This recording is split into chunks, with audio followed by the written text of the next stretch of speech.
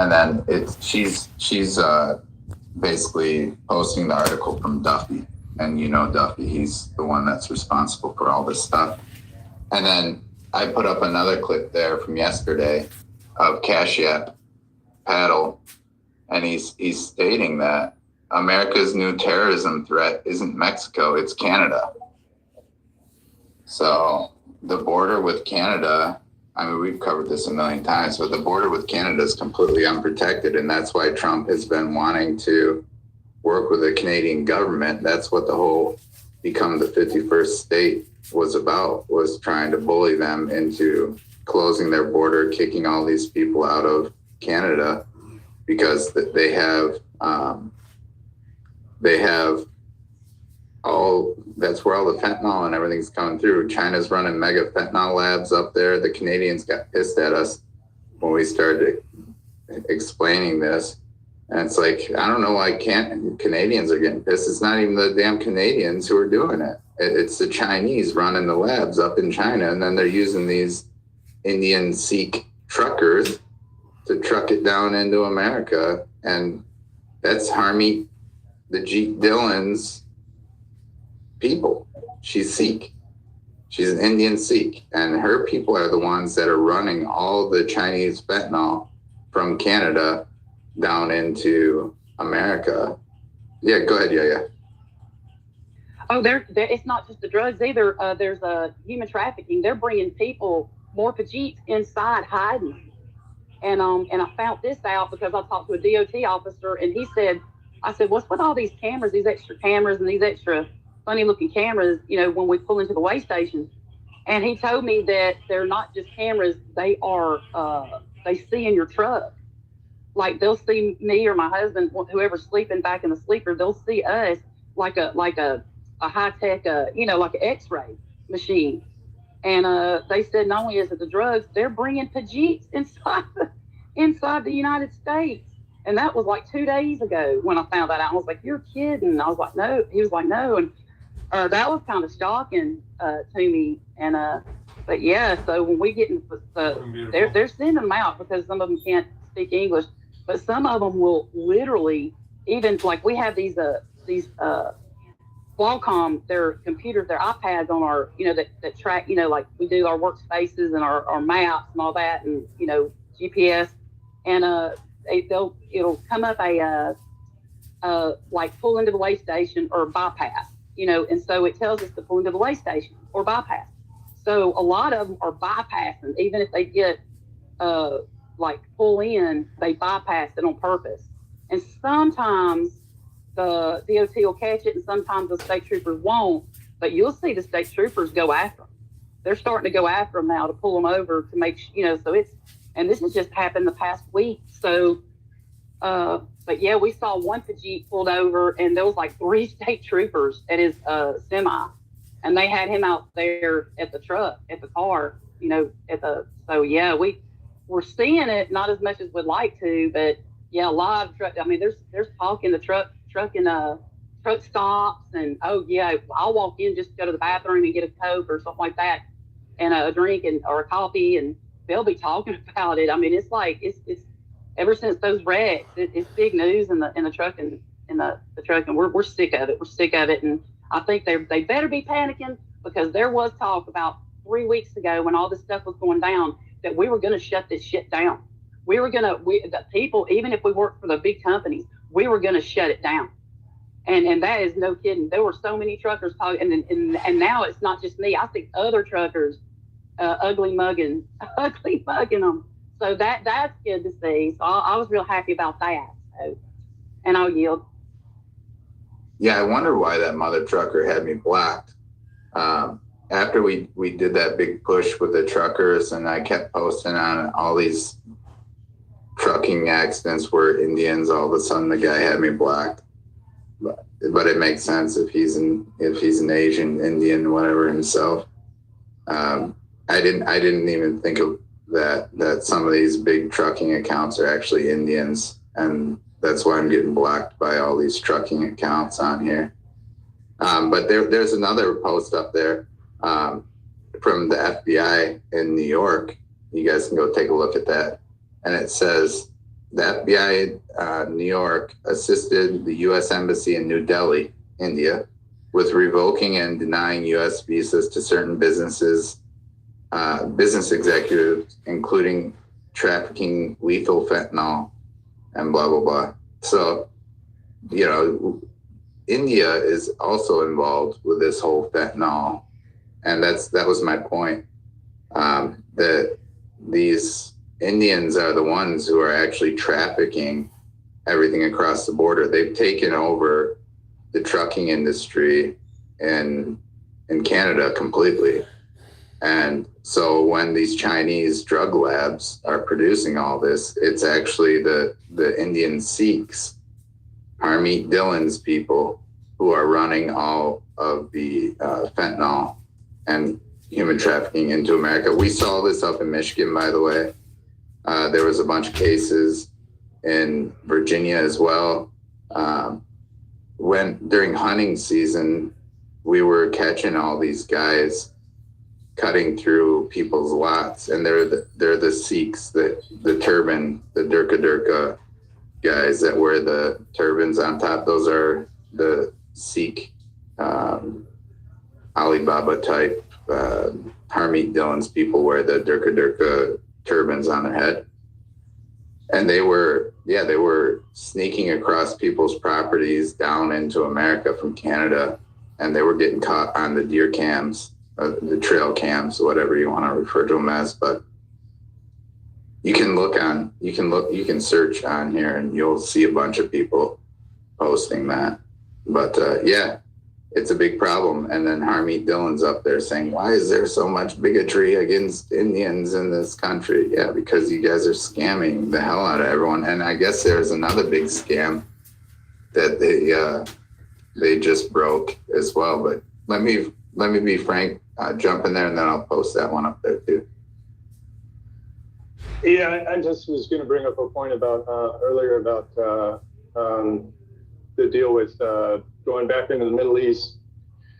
And I thought about the times when you'd see, these people chanting "Death to America," and it's pretty inflammatory, of course, to say that and hear that.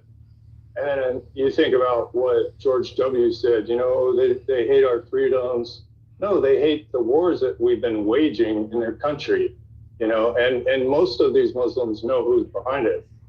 They're not stupid, but it's also like the analogy: if I train a dog to bite everyone it sees, and then they're getting mad at my dog, obviously my dog has just been trained to do that. It's me that's the problem,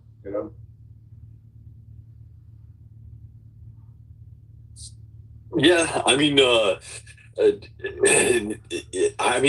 I don't have any sympathy for the Muslims. They love to say, "Oh, well, you're just a Hamas supporter."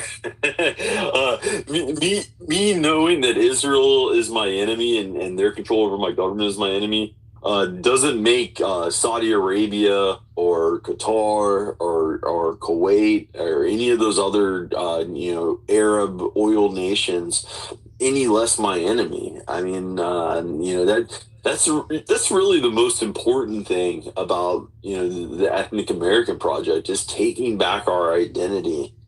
Because we've been told we're the people of no identity, this globalism world, and anyone can be American, open borders. All of that brainwashing has led us to this situation. If we can take back our identity, coalesce around nationalism, and have ethnic Americans take control of this country again, we will be able to keep ourselves from all these foreign interests. We went over there and taught these people how to produce oil, and we still build some of the best technology in those industries. We can still support those industries, trade with those people, but also start producing oil domestically and control the global oil markets and not allow them to manipulate the. I mean, we're a very powerful country. We need to stop allowing all of these little small nations with their own self-interest to control us and manipulate us. It used to be us manipulating them in the 60s, but now it's them manipulating us, and it really is frustrating to see as someone that really loves this country. Some other news, I guess Raja Jackson, the son of Rampage Jackson. I've seen posts online that's saying that he's not getting indicted and he's going to face no charges. But actually, yesterday he was arrested, and they arrested him on felony assault charges, and they set the bond at $50,000. So that's a little bit of a white pill for the Department of Justice. They're going to actually prosecute this guy who, blatantly beat someone for a Twitch stream, basically. And blatantly beat this, man into a coma, and he, had suffered multiple major injuries. And it's just a violent young black male between the age of 15 and 35. I mean, it's just always that same group of people, and they typically face no charges. I mean, a $50,000 bond doesn't seem very high, but hopefully those felony charges come with some jail time, because then he needs to understand that in a civil society we don't do those things. Yeah, there also Matt Gaetz.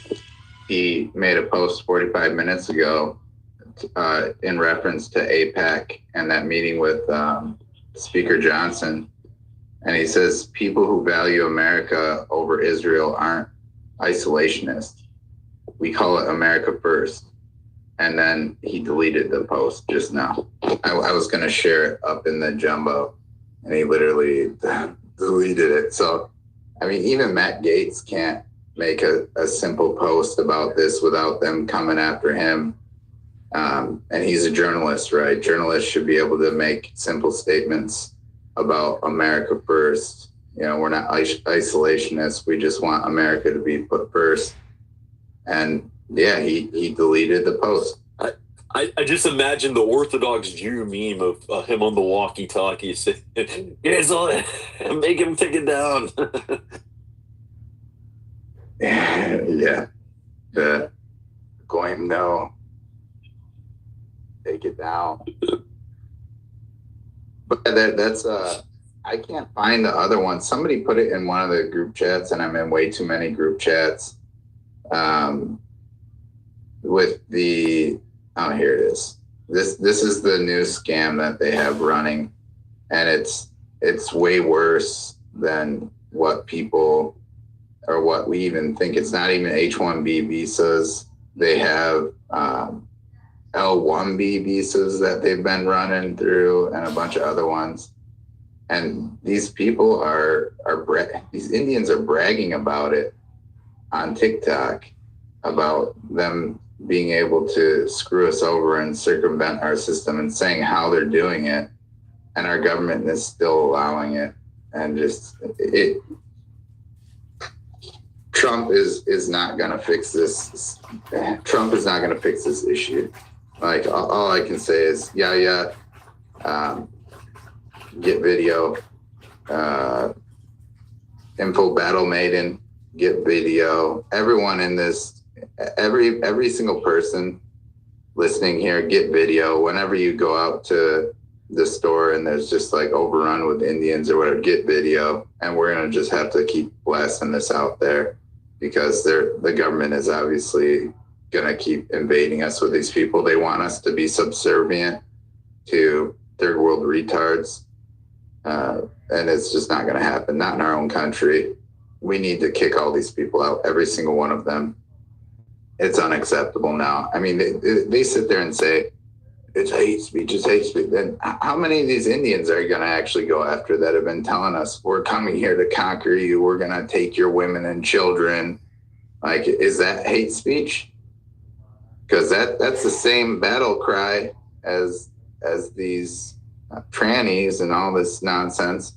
I mean, these are people who are in our country bragging about how our country is no longer ours. You have that what the hell, Shiram or whatever the hell his name is. He has like 50 posts on his thing. America is no longer going to be controlled by ethnic Americans. It's ours now. You can't do anything about it. You know, this is hate speech. That they're coming to our country and openly stating we're going to conquer you. There was the mayor of Dearborn going after that ethnic American guy. He's like probably one of 50 ethnic Americans left in Dearborn, and he said, when you move, the mayor told him, when you move out of this city, I'm going to throw a party. You're not welcome here. You don't believe in coexistence. It's like, motherfucker, you don't believe in coexistence either. That's why you've all moved into one area and you've taken for an entire area, because you don't believe in coexistence either. Like, these guys have gotten away with running their mouth on this for so long because people stopped speaking up. Well, people are starting to speak up now, and they're scared, and they should be. Don't invade a country and run your mouth, and just because you have a little piece of paper, act like nothing can happen. You can't be deported. Yes, you can. A piece of paper is a piece of paper. You know, blood is thicker than water. You're not gonna, that little piece of paper is not gonna save you. You know, Trump's now talking about, he did a post about Ilhan Omar, about how she married her brother or slept with her brother in order to get citizenship in the country, and how she needs to be removed. So, I mean, Trump is even looking at denaturalizing congressmen in the country and sending them the hell out of our country and getting rid of them. The piece of paper doesn't mean anything. A piece of paper is nothing. It gives you a right to be here, but it doesn't mean that this is yours. Okay? It's that simple. We've allowed them to be here, and we can force them out. And people are getting to that point in America where they're realizing, if we don't get these people out of here now, we're not going to exist in our own country anymore. And there was another, I'll put it up. There was another post here. Grab this. Here we go. This is even from a Jewish account. This Visgrade 24 over in I think they're in France. They're sitting there, and there's a politician in France. This is political, guys. This is like at the top of France. It's up in the jumbo. And he says the greatest threat facing the West is obviously the Great Replacement. And the guy's straight up saying, we're being replaced. And this is a politician, guys. This is mainstream now. This is mainstream. This isn't some like, oh, there's conspiracy theory. Same thing with Josh Schreiber got up in front of the House here in Michigan. He said the same thing, and some of the people on the left tried to go at him, and we just completely obliterated him, and for speaking up, and we gave all the documentation. But yeah, this is it's becoming mainstream around the West that the Great Replacement theory is real, and they're trying to replace people in the West, and it's time to fight back and kick these people the hell out. They don't belong here. And the more Trump keeps putting in people like Kashyap and Harmeet Dillon and Jay Chakaraka and all these other retards into these positions, yeah. I mean, our whole intel, I mean, Tulsi Gabbard is an Indian. She's a Hindu. And then you have Kashyap, who's an Indian Hindu. And then you have Harmeet Dillon, who's an Indian Sikh. Like, why does he put the Indians in control of all of our intelligence and head of law enforcement in America? It's mind-boggling that he wants us to be ruled over. This is Trump, by the way. Trump wants us to be ruled over by Indians. He's putting these people into all these high-level positions for them to rule over us. Trump is being a traitor when he does this, and that's a fact. This is unacceptable, what Trump has done on this, and he needs to be called out, and he needs to rectify it. He can fire these people and replace them. And Tulsi Gabbard is a lifetime Democrat, for God's sakes. He even grabbed her and picked her off the other side just because she's Indian. I mean, it's crazy. It's absolutely insane. Then look what she did to Brock. Harmeet Dillon. She hung Brock out to die. That's it. And it wasn't just Harmeet Dillon. It was Cash Yap and Harmeet Dillon working together to screw him over. And they just said, we can't do anything. Yeah, of course, because you're Indian. You can't do jack shit. Indians never could and never can. And then they come in here and tell us that they own the place because these retarded are all of these corporations. They're all traders. They're putting in Indians at the CEO position of all these companies so that they will willingly steal our data and send it to India because that's where these business owners want the data to end up. They're traders, literal traders. So, yeah, we see what they're doing. But, yeah, go ahead, Rush, jump in there.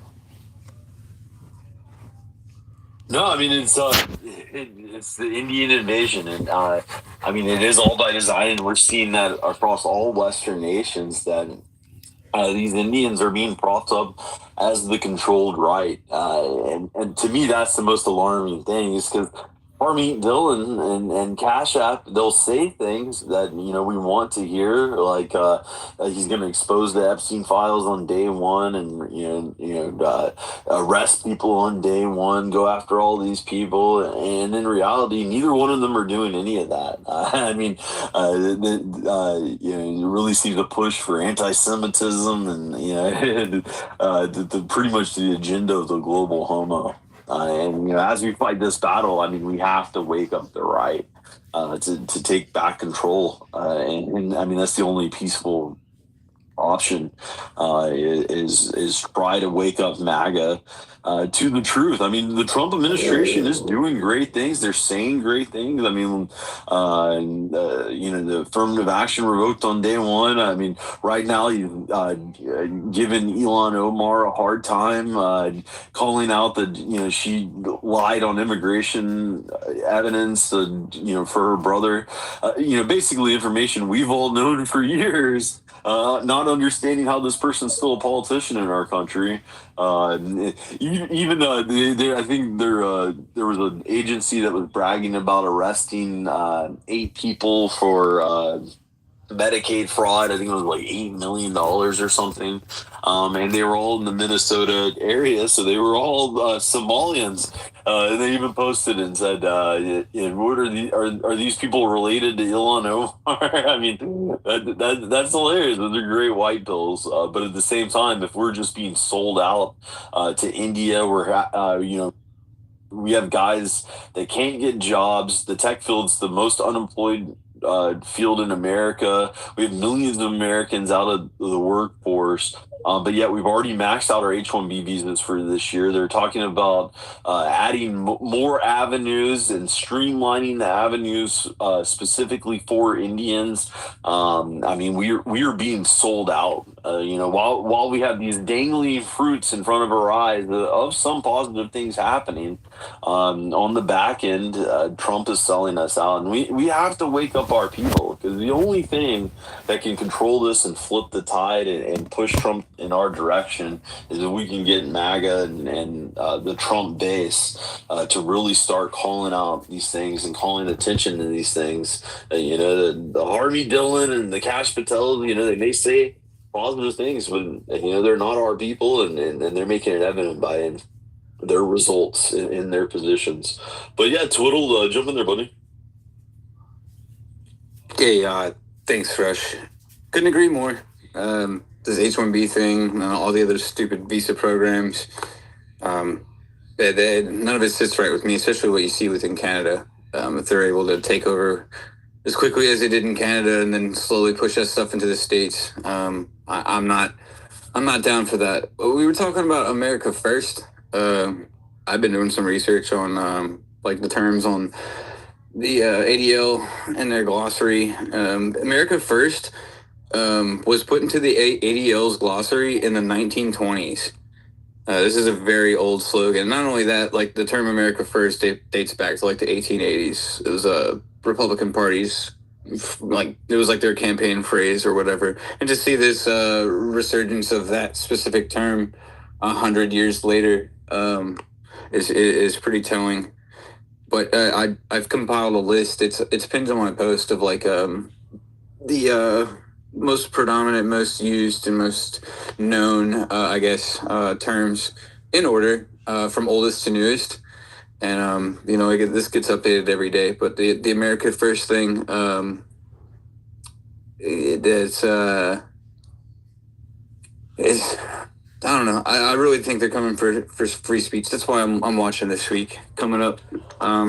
Everybody calling for it. Pam Bondi, even though that changed and she took what she said, and they're not going to do that. But I'm watching all this stuff. It just blows my mind how quickly and how often they've been going after our First Amendment. And just looking back and seeing how often they do it is mind blowing to me. I'll leave it there.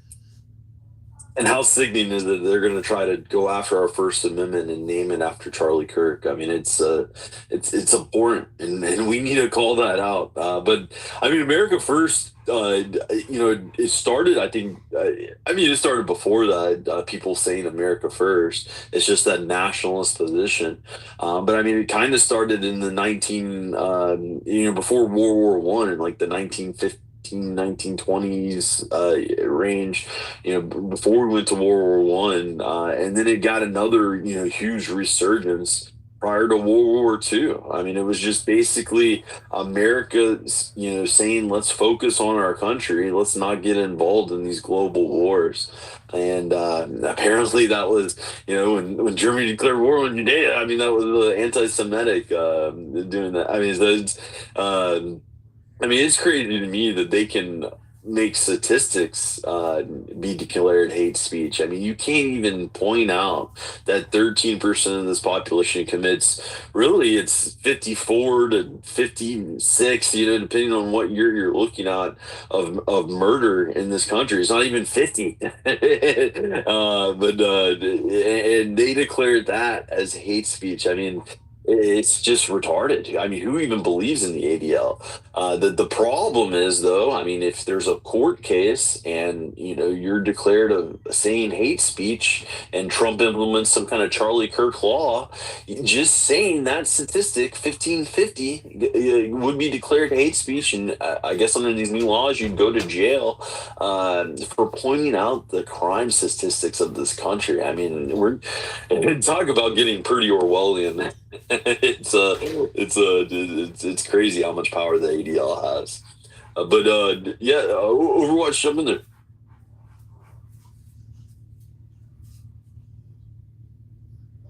I don't know if it's me, but I don't hear Overwatch.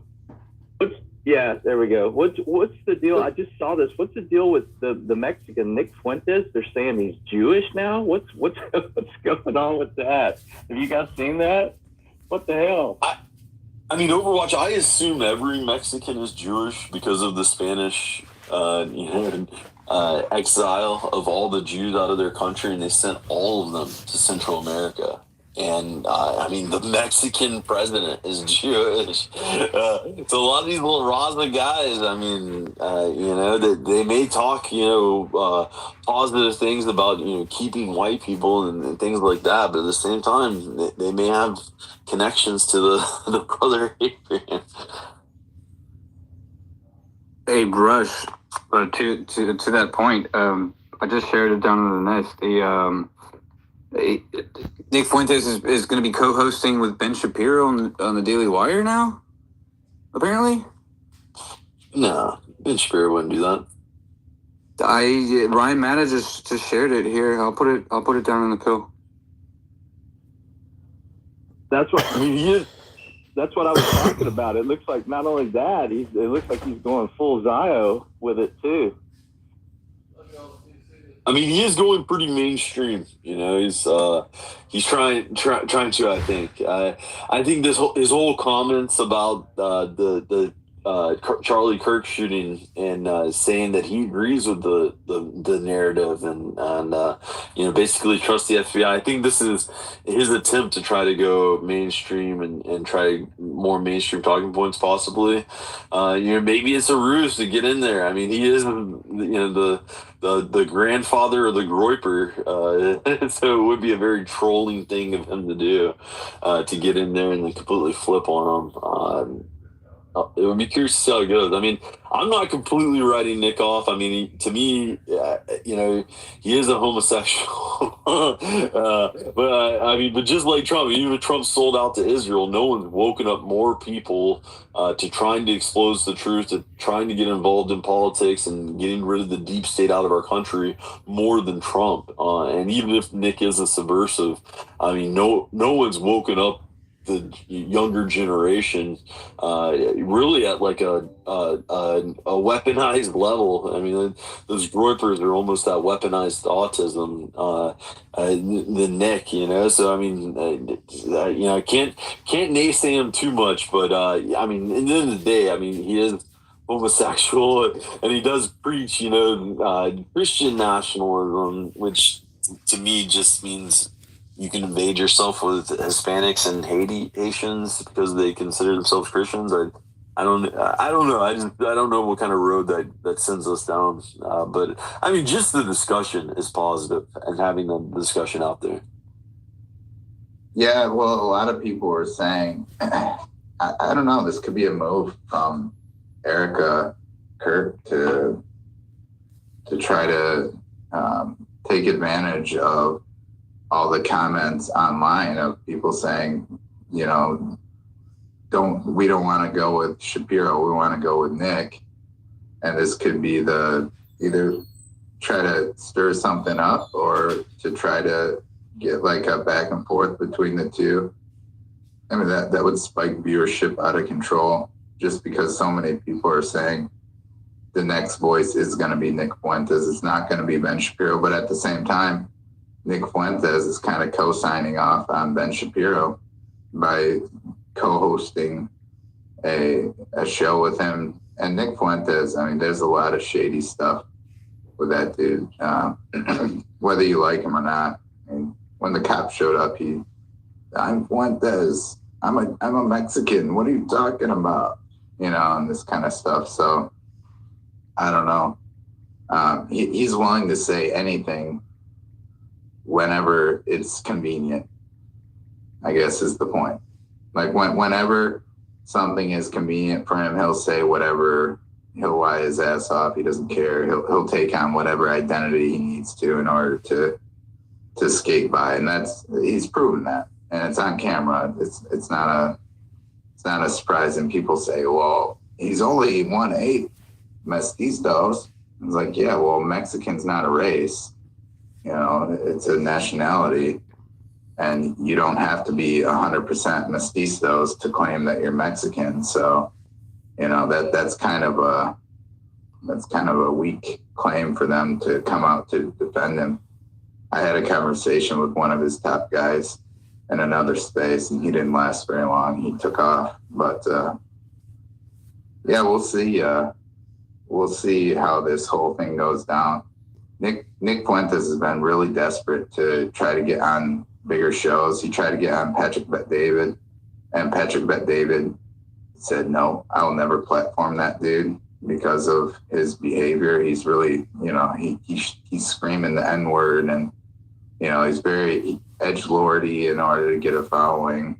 And now he's trying to go mainstream, and people don't trust that. They don't want to platform somebody who's going to do that kind of stuff. He attacked Tucker. He attacked a bunch of people trying to get their attention and get on their shows, and they just won't do it. They had Patrick Bet-David came out with a comment on it. He said, I brought Thomas Russo of Patriot Front on, and he was like, I was really impressed with Thomas Russo. He was very well put together. He stood on his positions. He was very respectful. Even though we disagreed, he was extremely respectful. We didn't have any problems. But this Nick Fuentes, he's a loose cannon. You can't trust somebody like that. And it's the same thing. I mean, I can understand that being on this show.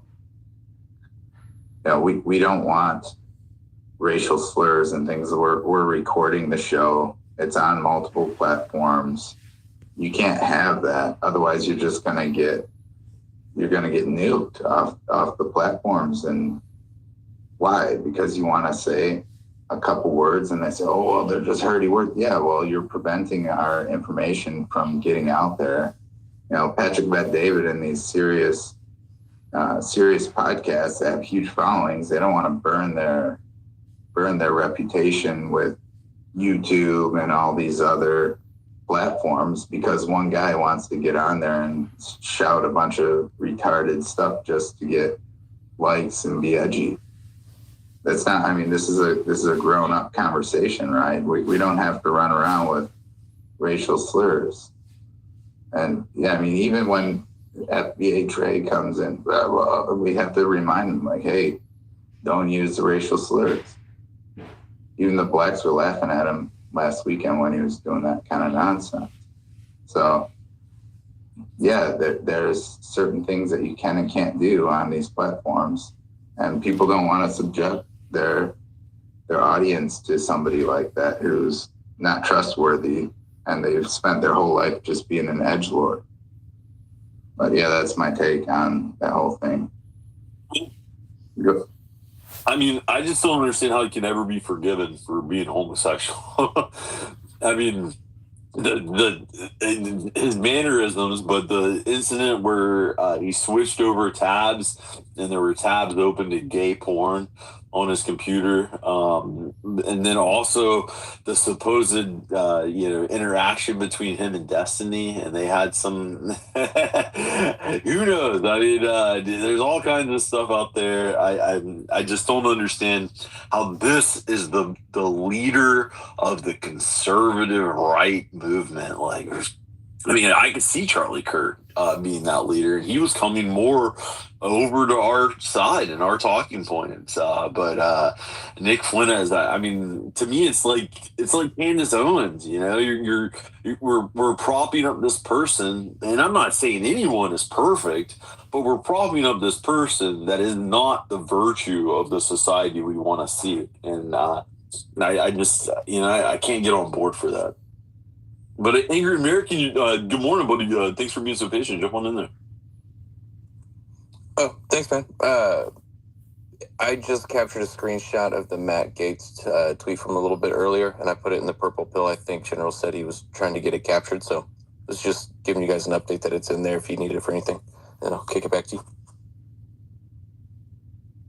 All right, thank you. Twill, go ahead.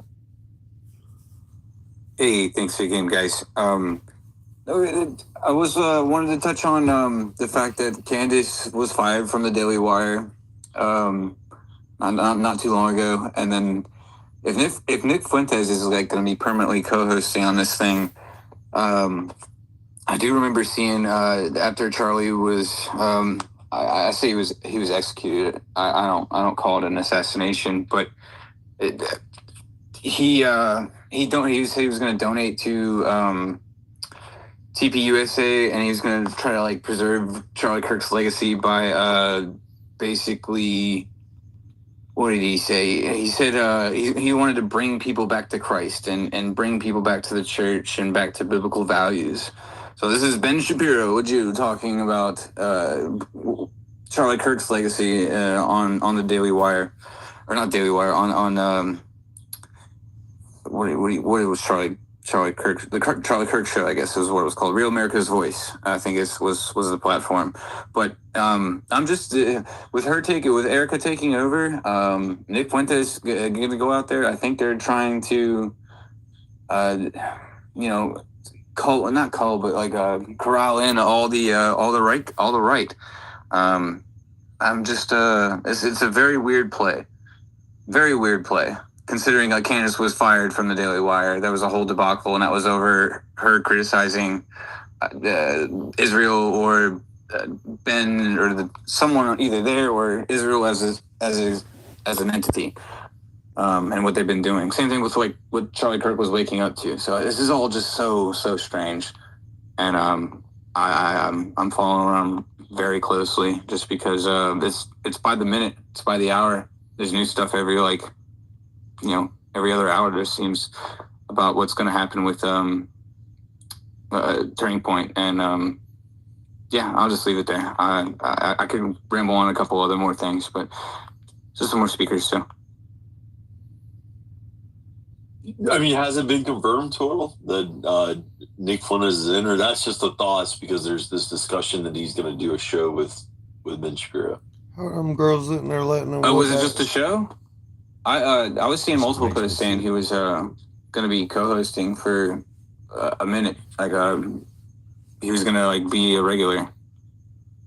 Yeah, I'll look it up. I'll look it up some more. I don't want to put out any false information or anything like that. I can't see Ben Shapiro getting on stage with Nick Fuentes. I mean, I understand that would be a huge event. It would really bump up the ratings. I couldn't see Ben Shapiro agreeing to that. And maybe if his overlords tell him to do it, he would do it. I would definitely tune in to see how that goes down. Well, but wasn't Nick Fuentes indicted for anti-Semitism? I thought I saw that posted on here. So maybe they got one of those crazy gag orders on him so that he can, this is the best he can do now is be on the show, and he can't say anything about Israel.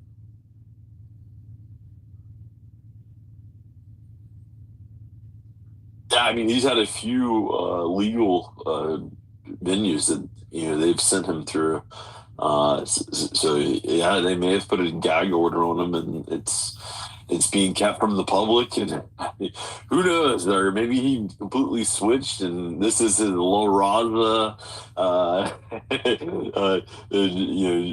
Jewish transition, and this is the plan the whole time. Who knows? It is very interesting to watch the whole how Turning Point is being handled. Whether his wife is keeping it together and allowing AIPAC to take control of it, or if she's keeping it together and forcing AIPAC out of it. I guess we'll see pretty soon how that's going to go. I mean, but as long as Ben Shapiro's involved, I mean, Israel's involved at that point, in my opinion. But yeah, Funk Machine, welcome to space. Jump in there, buddy. Yeah, g'day, Rush. General, thanks for hosting, bringing me up, and allowing a foreigner to speak.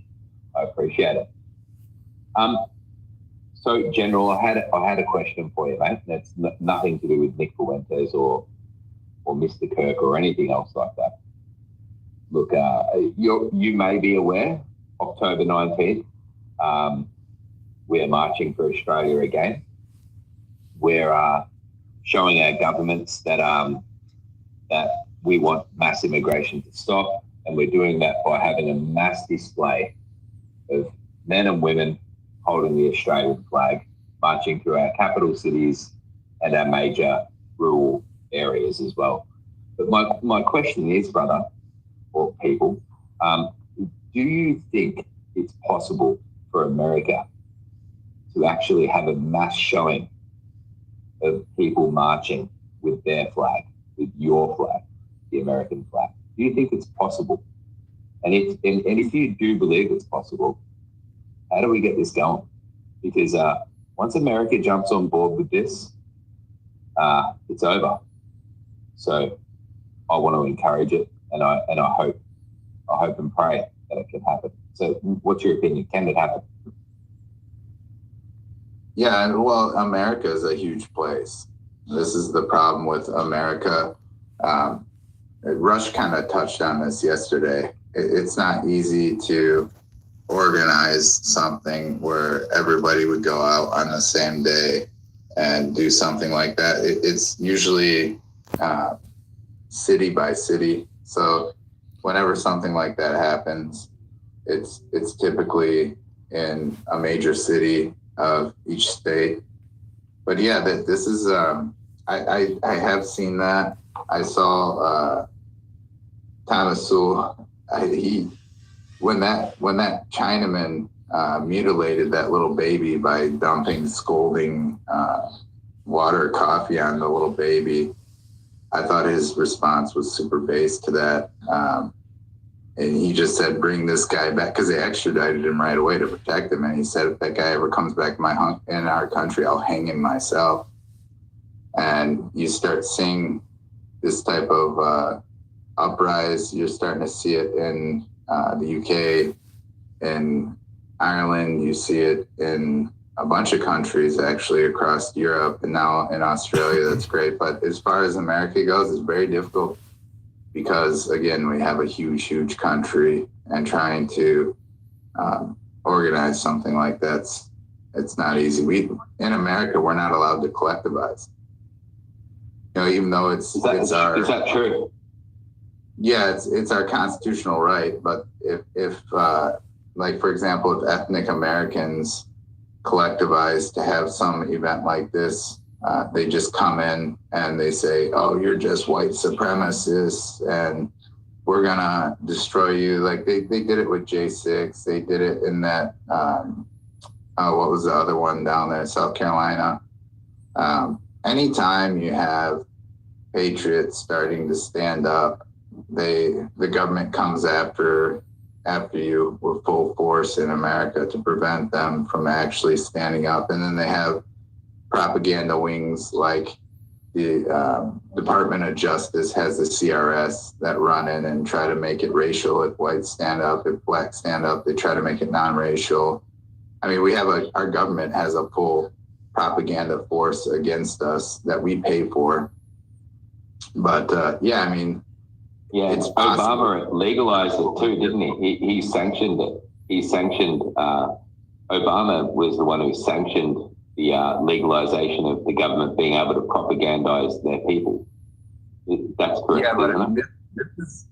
Yeah, but this whole CRS thing has been going on behind the scenes since the 1960s, and no one even really knew about it or called it out until very recently.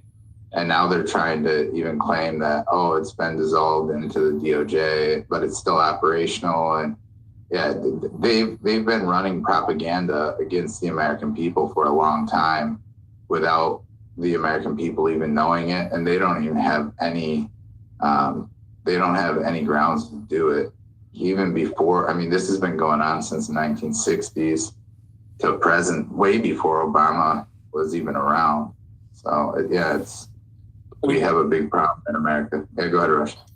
Yeah, I mean, we're facing more levels of propaganda all across every Western nation, and they're doing this to all Western nations. Looking at the UN replacement migration plan in 2000. I mean, knowing that we have that No King's Day, where it was really just they took a date that was out and was already established. Trump was using it for that national parade, and they just organized this national protest all across the country, and it was spread out. There wasn't any protest that was large, but collectively across the entire country there was a lot of protest. I'm wondering if, would it be possible for us to do something like that across all the West, have a Stop the Invasion Day, and every Western nation, we pick a day and it would start over in Australia and then it would, come to America or start over in England and forget the rotation. I believe it would start in England. A Mexican wave across the world, per se. Exactly. Yeah. If we could all protest on the same day across all Western nations. Yeah. So look, and I understand you have hands and you have more local voices that you prefer to converse with, but my goal over this next little period is to make our children as proud and as loving of my nation or our nations as we see supporters for their sports teams. Like, when a player does something amazing on a football field, people cry. I want to see that love for our flag again, because our fathers or our grandfathers and their fathers, they died for these flags, and they are special. So my goal. Get up 0. Well, I mean, I'll slip back down and listen up. No, you're always welcome to this space, Funk Machine. We love having the voices from all the Western nations because we're all going through the same exact thing. This space is for our people, you guys are going through the same thing in Australia that they're going through in Canada, that we're going through here in the United States, and all of Europe's going through, and we all have to face this together. And the thing that we kind of came up with here in America is, we have to combat these war levels of propaganda that are being shoved down our throat to brainwash our people to hating our nation, hating nationalism, hating their people, saying that their people don't have an identity. And that's, we created ethnicamerican.org, and it's really just a resource of information. So people can understand the history of where they came from, what our nation was established for, and how our founding fathers envisioned this nation to exist. They have the same history in Canada, and they have the same history in Australia. I know it sounds stupid, but it really is the way of taking back your nation, is establishing your ethnicity and who your people are. When I think of an Australian, I don't think of a Chinese or an Indian person that's living in Australia. I think of a blonde-haired, Crocodile Dundee Australian. We have a lot of respect for your guys' civilization over there. And you think of a bronzed Aussie Paul Hogan. Yeah, exactly. That's who you think of. Exactly. Maybe a little bit of Greg Norman. Or who's Stephen Irwin's son? Irwin. Who's his son? His son's on there Dancing with the Stars right now. I think it's yeah. We love Australians, and you guys need to establish your own ethnicity over there and your own identity of nationalism of who an Australian is. What is an Australian, and who your nation was established for, and maybe create an ethnic Australian project and take back your identity, because that's the way to train your people to loving your nation again and loving your people again, is you have to educate them and counter signal these war levels of propaganda that were shoved down all of our throats. Yeah, and also Funk, I saw. I'll post it right now and throw it up for you guys. But this guy he's an Australian, and he has just a normal. I think he's kind of like somewhat well known with the younger generations on TikTok, and he puts out this clip and he's talking about, be proud of who you are, stand up. It was you guys who were, it was our ancestors who built this place. It's our ancestors who fought and died for this place. It was none of these other people who come here and try to demonize you. We built the infrastructure. We built, one of the greatest countries on earth. That's what wants to come in and flood us. And he's just like your average content creator. He's not like some guy out here like the NSN or something like that. So when it becomes mainstream for people to start standing up and voicing their opinions on this and using the platforms that they've built over the last 5 or 10 years, and to talk to the youth about these things. Yeah, the game is changing, and it's changing fast. But yeah, I'm posting it now. It's kind of a long video. It's taking me a second to have it. Yeah, that's awesome. And that young fella that you're referring to that did that TikTok video, he actually inspired this whole March for Australia movement. So it's actually his words, and it's just a random Aussie making a video, and God bless him. Thanks for waking us up, young fella. Anyway, thanks for having me, General Rush. Take care. Yeah, Funk. Anytime when that gets uploaded here, I'll throw it up in the nest. And let's see, Bert came up. I think you were involved with some of that craziness, Bert, down there. And they came after you, didn't they, for that protest? Which part? Charlottesville.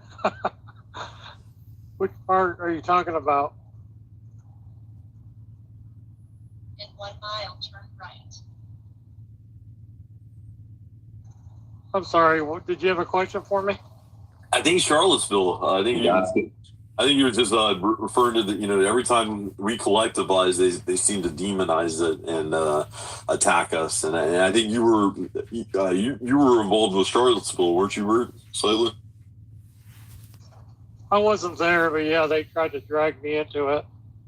I was deposed for 14 hours, wanting to know my involvement, my organization's involvement in Charlottesville, and I didn't have anything to do with it, but it stopped the Jewish supremacists from interrogating me, so I kind of used it as an opportunity rather than complain about it.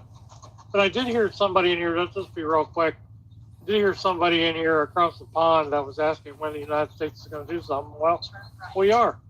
We're going to go to Frisco, Texas. We're going to protest the murder of Austin Metcalf. So they're going to call us Nazis no matter what we do. So we're going to give them Nazis. So that's all I got, guys. Any questions for me? Go ahead. What do you think about just flying the American flag? And, do you think that would be powerful as well? I'm sorry, what do I think about who? Sorry, what do you think about flying the American flag in your protest?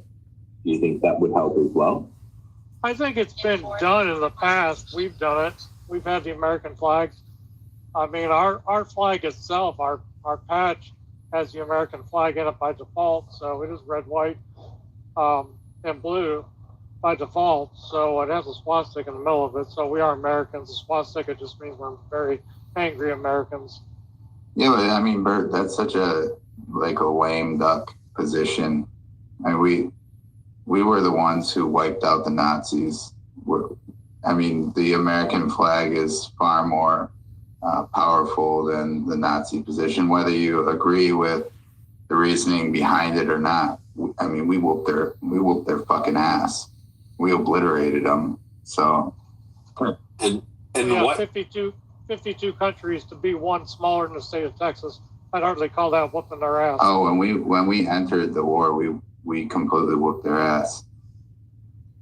I mean, Italy was involved too. I mean, there were other nations, but as far as that symbol, the broken cross or swastika, that symbol's been completely lost. I have more people in my comment section saying total white genocide, and you white people deserve being genocided with a swastika in their name because it's a Hindu symbol, and the Hindus love that symbol. They've stolen it through their pagan religion.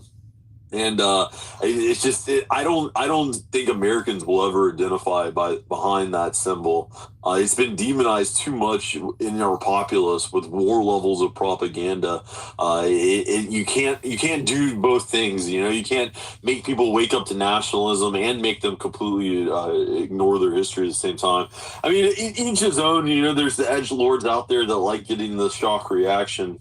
I just think that the Patriot Front kind of they have their own symbols and stuff, but they have a completely American base. They run old American flags. They even run American flags upside down, which is, the international symbol of distress. But nowhere are they waving another nation's flag. And I think that's the way to do it. And I think that's the way Australia's doing it. Nick Flynez was calling that out, seeing the people waving the German flag down there when everyone should be waving the Australian flag and supporting their nation, because that's what this is about, is nationalism and focusing on the actual goal. Well, just to give you an example, we were outnumbered 4,400 to 1 in Detroit, and there was 14 of us, and we owned the day.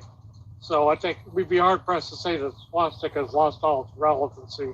It is a swastika with an A. It's not a swastika with an ER. So just to clarify that. Right, but you realize that there's more people that identify with that are Hindu Indians than are white people, right? Well, I tell them to go stand with the Hindus then. I don't know what to tell them. I mean, that's the only thing that works. I mean, we could have went through downtown Detroit with American flags, and quite frankly, we probably would have got our asses whooped.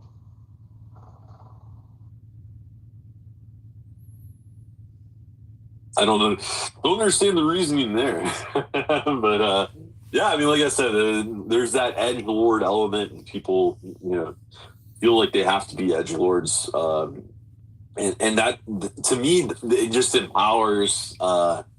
It empowers Israel and all their victimhood, because all their victim-seeking anti-Semitism laws that they pass on us, all their preferential treatment that they get in our country as far as loans and tax rates and all kinds of crazy stuff. It's all based off of the events of World War II and the symbology that so many people like to idealize. And it really empowers them, because it says, well, no, these people just want their own nation. They're like, no, these people want to kill us. They're literal Nazis. And then, there's the symbolism of like... I'm in no way... Sorry. I was just going to say, I'm in no way, shape, or form trying to sell it. I don't have to sell it. It'll sell itself. So when the blacks and the Jews, their foot soldiers, go out there and beat the crap out of these people, then they'll lighten up. Till then, keep on saying America. Keep on saying the Patriot Front. I don't care one way or the other. I mean, they haven't beat up Patriot Front. And those guys are growing every single day at a massive scale. With young fighting age males. So, I mean, it's I just think it's a more advantageous. I wish there were other groups to help Patriot Front. If there was like because I think Patriot Front kind of cuts people off at 35. I wish there was more of a group, for the next generation that had that same American ideals, because I think that would be extremely effective. I mean, even Thomas Russo came from Charlottesville, and he understood. He understands that you're fighting you're fighting war levels of propaganda being shoved on you, and having that positive message of going out and doing cleanups, going out and doing marches for travesties. They recently marched for the woman in Charlotte.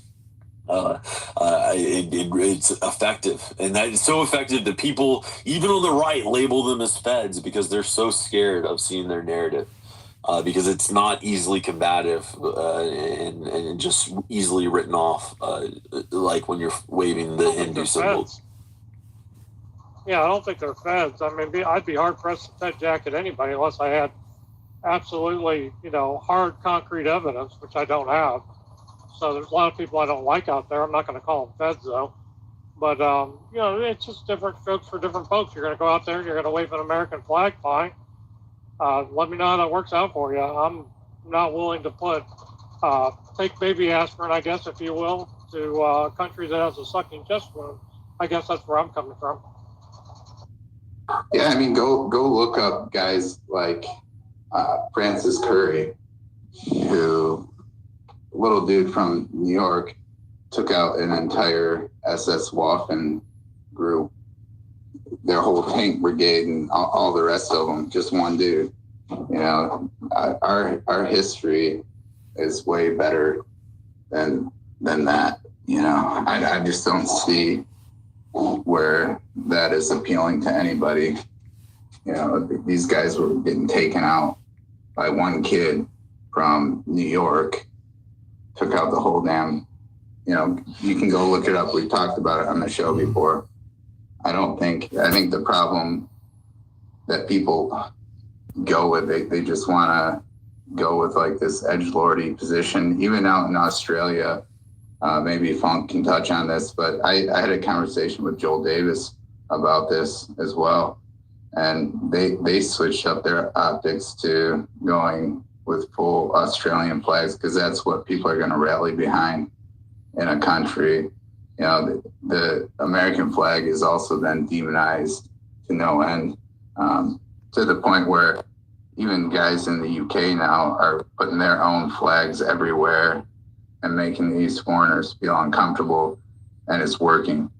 So it's illegal to do that stuff in those countries. It's not illegal to do that in the U.S. Yeah. I don't know if you do that or not. I was going to say, part of the reason why they did swap up is because it's been banned, it's outlawed. But my question to you is, what's your viewpoint on the American Constitution and the Bill of Rights? Like, is that something that you think should be upheld? Yeah, 100%. in my opinion, yeah. I mean, the bill, if you look, so with the American Constitution, the founding fathers, so that the Constitution was written it was drafted September 17th, 1787. It was ratified 1788, and then we had our first president in 1789. They wrote who could become an American citizen in 1790 at the first Congress, stating the only people who can be American citizens are free white people of good moral character. And then they went on a year and 9 months after that to write the Bill of Rights. So they wrote the Bill of Rights specifically for white Americans. That's it, for ethnic Americans. They didn't write the Bill of Rights for anyone else, period. Now that's our founding fathers. That's the founding position of America. And the problem is people don't want to actually go back to the foundation and actually do real search and history, of America. They're too busy focusing on all this other like folklore BS, and the Hitler guys, they always get after me and get pissed at me because I point out the truth on the whole thing. They try to turn Hitler into something that he wasn't. Like after the war, he ran off to Argentina and he left everyone else to face the wall. So, I mean, that's a coward. And our own guys completely obliterated these people. So where's the body? What's that, Bert? Where is the body? Well, we have a lot of evidence to support that. Even Joker Waffen, or what's his name, Gypsy Crusader, he on one of his streams, he had kids from Argentina come, pop up, and he was asking them about it, and he was saying, the kids were saying, yeah, the Nazis, they founded the school that they went to, and that Hitler went there, and all the people know that in Argentina. So, I mean, you can even talk to people today who still understand this and know the history within Argentina. The reason why the Nazis were so obsessed with Argentina is because it's the closest landmass to the South Pole. And they were doing a bunch of research or had programs down there. And if you actually look at the South Pole, there's a bunch of pyramids and things down there. I don't know exactly what they were trying to do, but even to this day, they have the whole thing cordoned off and no one can actually go there. It's protected by the military, preventing people from going down there. They still run operations down there. There was a guy who is he was the janitor, or he was responsible for upkeeping one of the facilities that they had down there. I don't know if he was a janitor or if he was just the engineer responsible for keeping the place running, but he talks about some of the stuff that they got going down there. It's been going on a long time, but yeah, look, guys, you have to look at. Sounds like rhetorical nonsense to me. There's no body. There's no What happened? There's no body in Europe either. It's been discussed many times that the body that supposedly was his body in Europe is not. They won't allow to do DNA research on it. The Russians are holding it basically captive. No, they didn't. No, there's been no evidence that body was Hitler's. It's been disproven that body was Hitler's. I thought it came back as a female or something. It did. Yeah, You're correct. Right. That was not Hitler's body. Exactly. So he fled to Argentina where they had that presence there. And there's photos of him down there and CIA records of how they knew he was down there and they allowed him to stay down there. The CIA was basically protecting him and the SSS contingents that were down there, and allowing them to be there. It's very openly well known. I mean, I've known about this for 10 years before the CIA documents were ever officially released. I mean, it's a very well known fact that he fled to Argentina and did not commit suicide. So I mean, it's So, I mean, the question stands still. Where's the body? Well, that's the whole died thing. of old age. Yeah, they hit it. There's a guy who came forward as well, and he said his father is Hitler. things like that. There's just a lot of there is a lot of evidence pointing to that fact. At the end of the day, you know, this guy, he got 80 million European white Christians slaughtered off. And that's the part that people don't really want to talk about. They don't really want to talk about why the war actually really started. There's just so much going on with that whole thing. We've covered a lot of it in here. And again, the Hitler guys always get pissed because they try to prop this guy up based on, you know, they say that the other side lied about him, which they did. But these guys are also lying about him. They're not being honest about the whole history. And that's why they don't like people. I think we should probably call it for what it is. Hitler screwed history. That's something that nobody's done ever. Well, I mean, there's a lot of propaganda on both sides trying to prop up one side or the other. And the reality is, it's to me, it's just nonsense to focus on him and all of history. Like we have many of our forefathers who fought against these people too.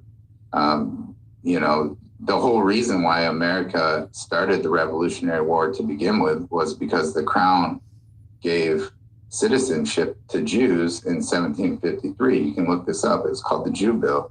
And they started giving them citizenship, and the people in America were not even considered full citizens of Britain.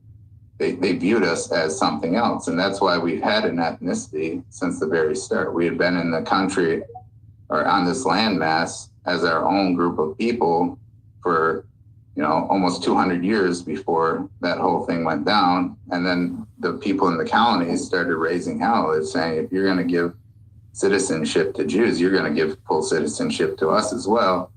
And it was such a big uproar that they had to end the Jew Bill in 1754, a year later, but it was too late.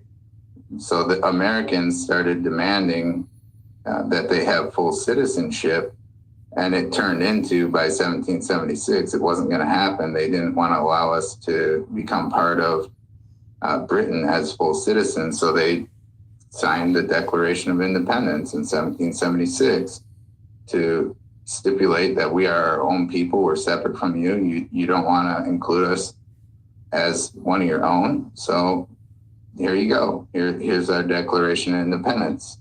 Yeah.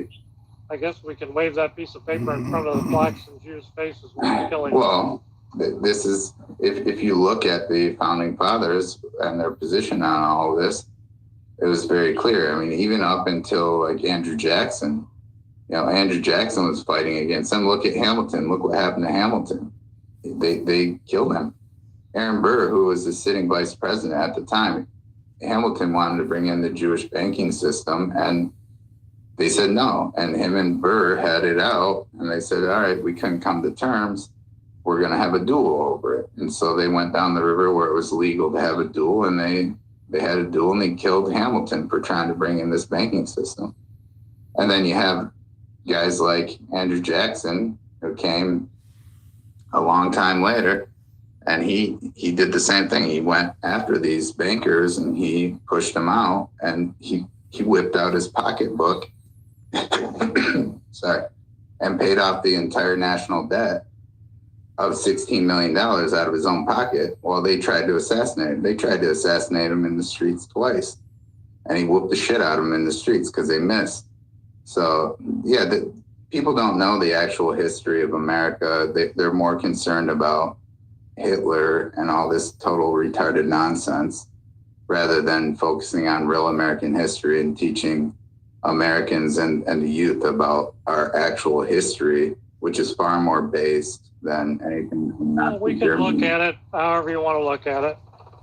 I mean, bottom line, we're all living it. So yeah, well, if you want to get something you never had, you got to do something you've never done. I mean, that's what it amounts to. Well, and this has not been done before. it has been done before. Killing white done by people Hitler. on trains. Hitler tried it, and it ended up in a total disaster. That's the entire point. We watched what happened.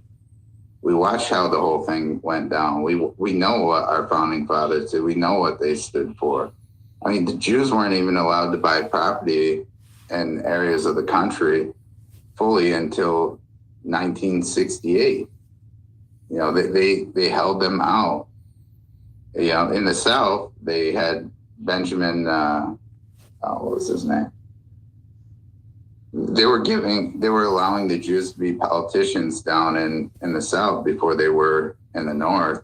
They had already, I mean, Ulysses S. Grant kicked the Jews out of free states, out of his entire military territory. Tennessee, Kentucky, and Mississippi, kicked them all out, or Missouri. And then, you have all of this history in America that they just want to gloss over and pretend like it didn't happen.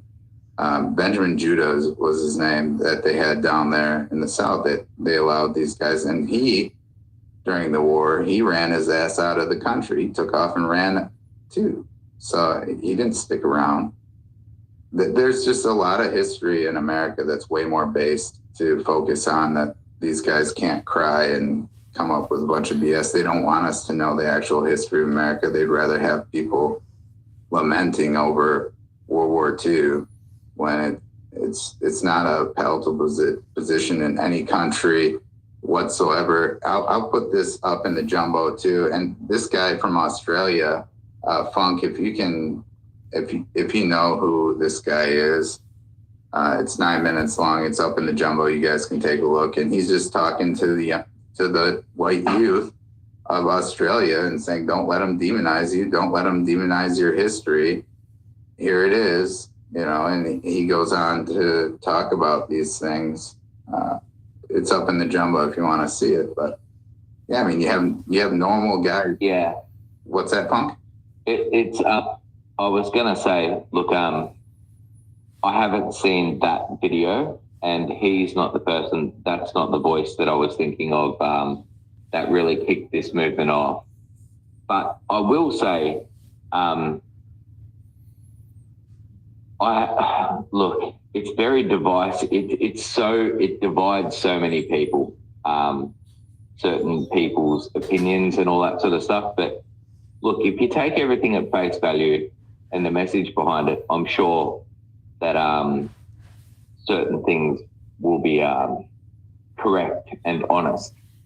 But it is important that we do filter a lot of bullshit out of it too. But I will have a look at it, General. I haven't actually watched this one video, but I will say that this young fella, he's burst onto the scene, and he's really trying to drive that full. It almost seems it's very unnatural the way that this fella is jumped into the scene. It's almost like it's this actual individual. It's almost like he's almost controlled to do this. Right. If that makes sense. Yeah, they usually are, like Tommy Robinson over in the UK, but yeah, like that. Yeah. But all I'm saying is I wouldn't chuck my whole eggs in this basket, but yeah, I will listen to it, General, and I'll give it a better opinion later. This guy, he says he just has a normal account. He doesn't really make this type of content, but he just wants to support the youth and tell them, hey, don't let them demonize you. Remember who you are. And he goes on. I mean, it's a great video. Some of this stuff, he even talks about how the Australians went in. The only part where he talks about was kind of goofy for me, was talking about Churchill and going in and some of the stuff. But other than that, I mean, yeah, it is what it is. I mean, he's speaking up and saying, don't let your history be demonized. Don't let these people demonize you. These people are coming to your land because you built something great. And it wasn't built by them. It was built by your forefathers. And again, this guy's a normal dude. He's a normal Australian that's not some guy running out far right. He's very mainstream normie. And you can understand it from what he's stating. He's just saying, don't. Yeah, 100%.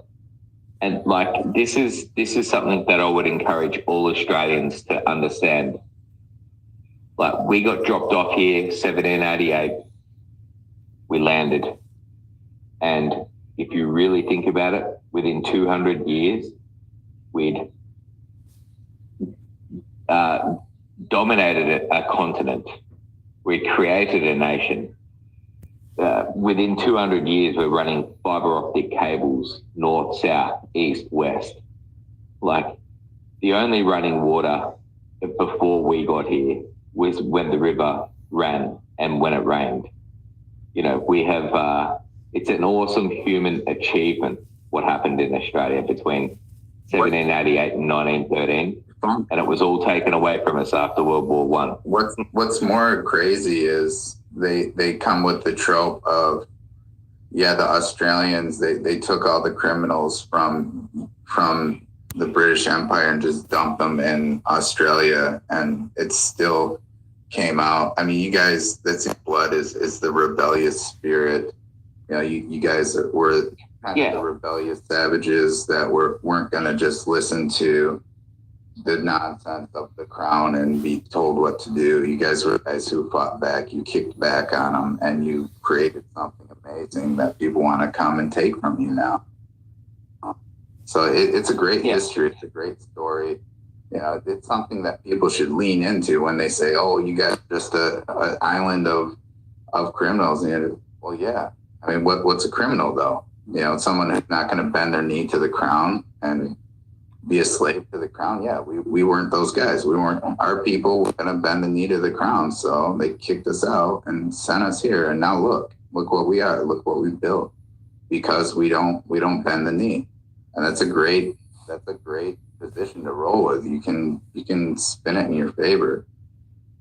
Yeah, you didn't land on Ayers Rock. Ayers Rock landed on you. I'm just kidding. I mean, the Australian history is amazing, and you guys have done a lot there. And I think that going your nationalist route is the way to do it. And your country didn't get really circumvented until the 1960s, just like America.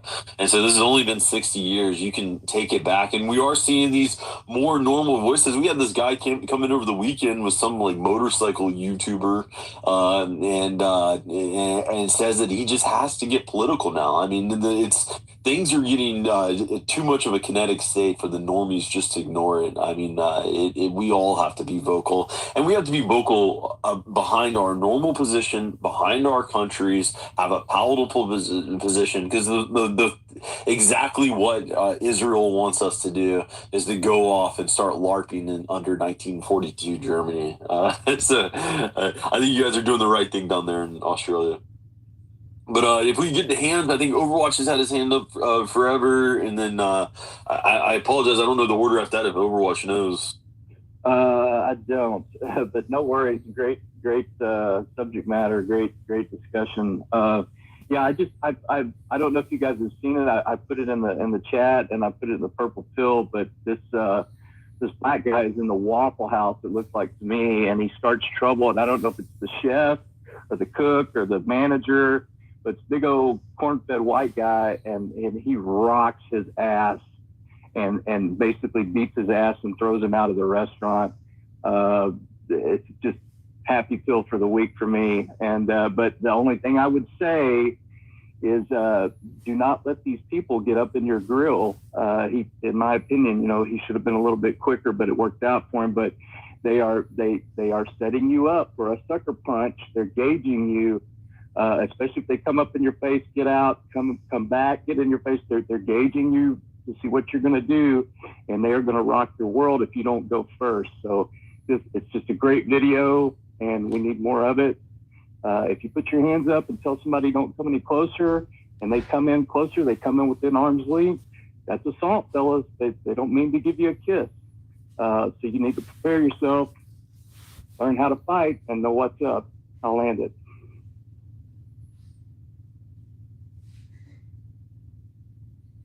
Yeah. Go ahead. Yeah, I was going to tell y'all, I know y'all believe me and everything, but there's a great white pill down there that I posted about the trucking industry.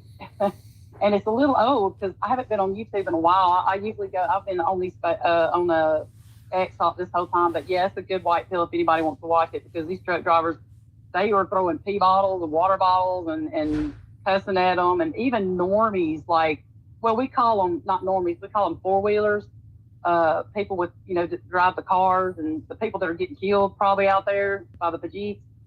They're even honking and cussing at them and stuff. So it's a good white pill, because it just lets you know that people are waking up to these invaders. And I'm going to go to listener, because I'm assuming you're probably going to have a lot of people coming up here. So I want to make room for everybody.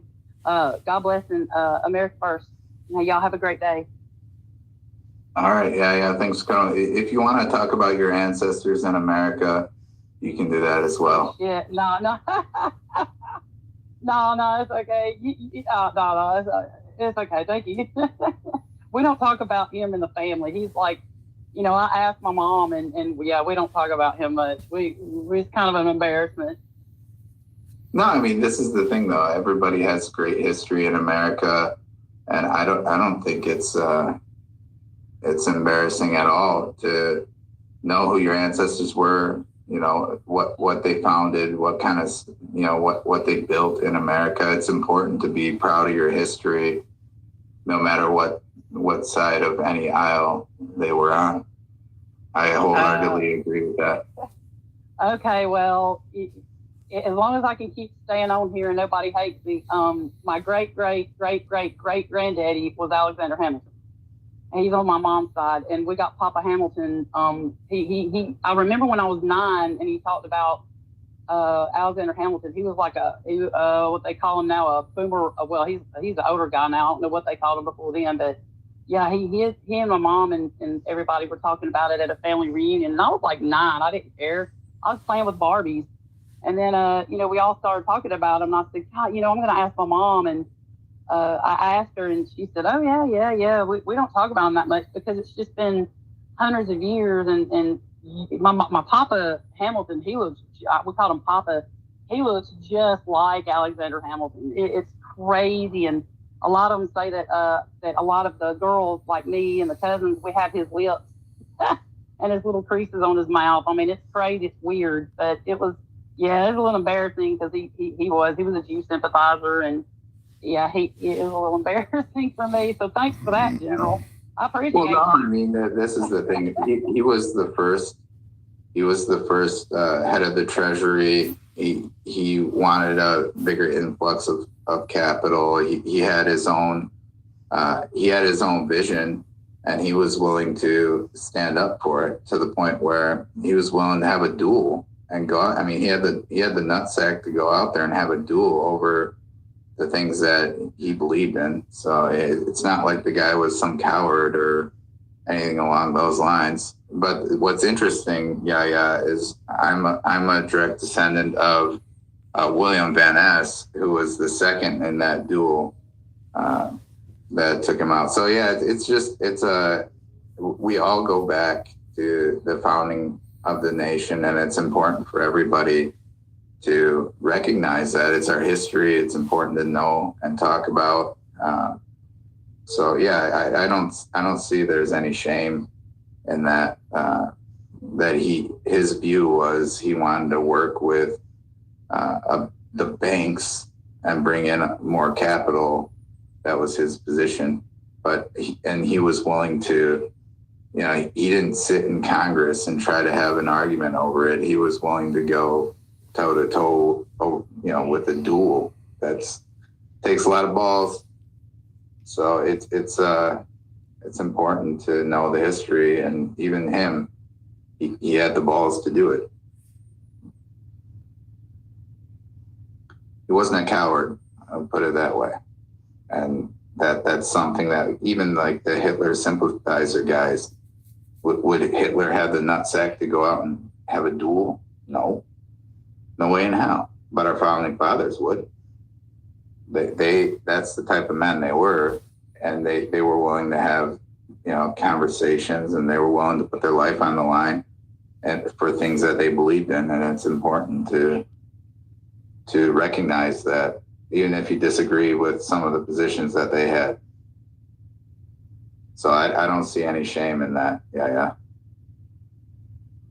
Well, I'm always scared, because I'm always worried, because, he was the central bank's a big, it's like, oh God, he was a Jew sympathizer, and he had a little bit of disgrace. My family, the women in my family usually talk. I know more about him through the scandals. And I mean, I'm embarrassed to say that, but the women they talk about the scandals of the Hamilton family, and oh my gosh, it goes down all the way to my great grandmother.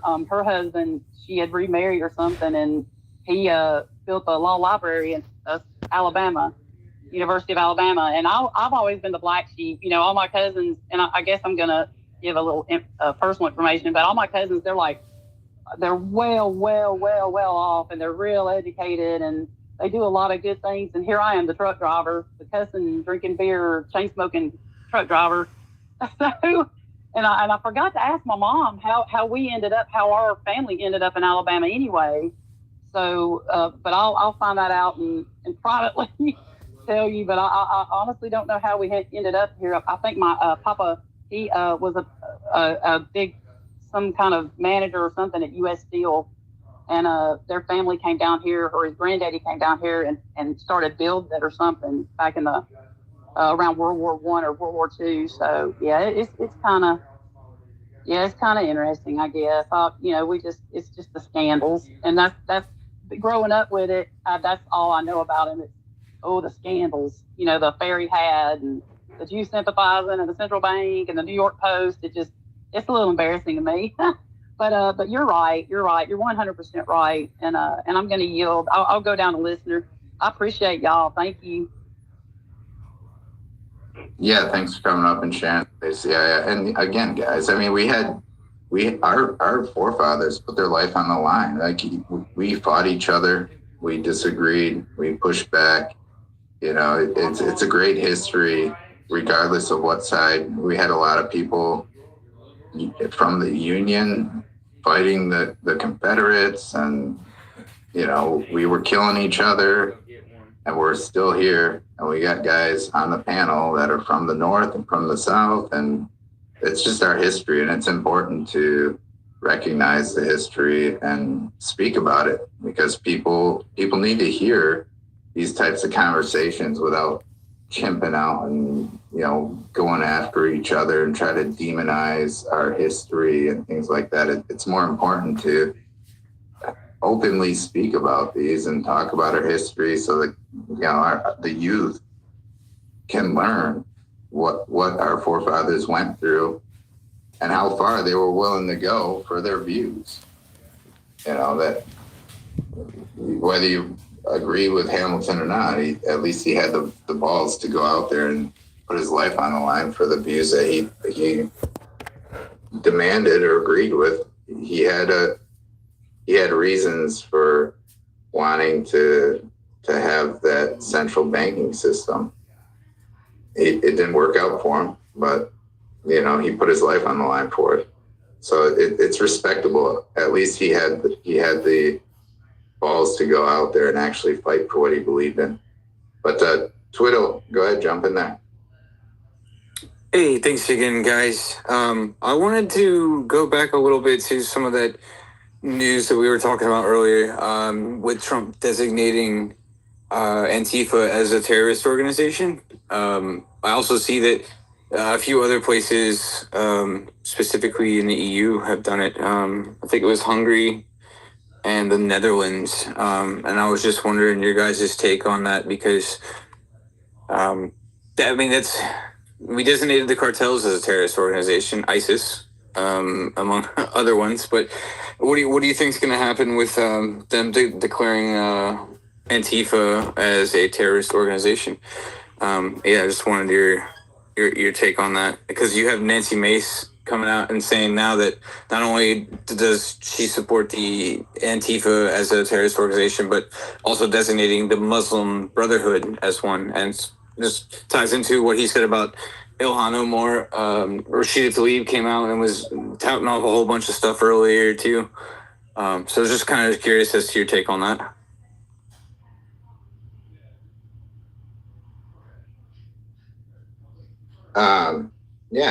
Omar, she's been a degenerate who entered our country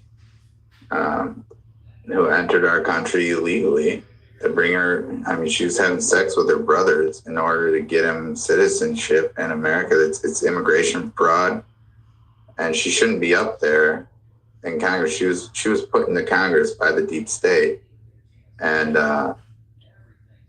it's important to call this kind of stuff out. But yeah, I don't see any problem with denaturalizing her and deporting her. Why the hell is she even there in the first place? Why have we allowed her to even tell us what to do when her own, and like Trump said, her own country is falling apart, it's falling on its face. There's no reason for us to accept a foreigner like that who wants to come in and try to destroy what our people have built. She has no connection to this country whatsoever, and she shouldn't be there. She shouldn't be in America. She shouldn't even have citizenship. It was all fraud. All these people come here based on fraud. I mean, there's very few people in America who came here and immigrated legally, without welfare, without all these other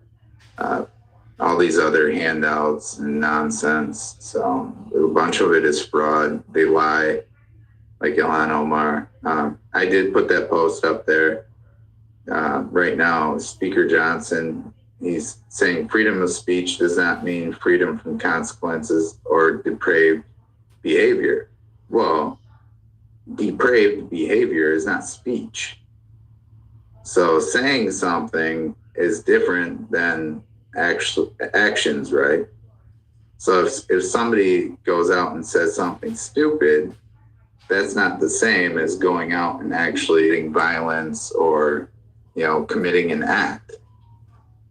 It's the behavior that he's claiming, depraved behavior. Well, the behavior is an act, and an act of violence is not speech. That's gone beyond speech. And it's the same stupid rationale that they use to allow burning of the American flag. Burning a flag is not speech.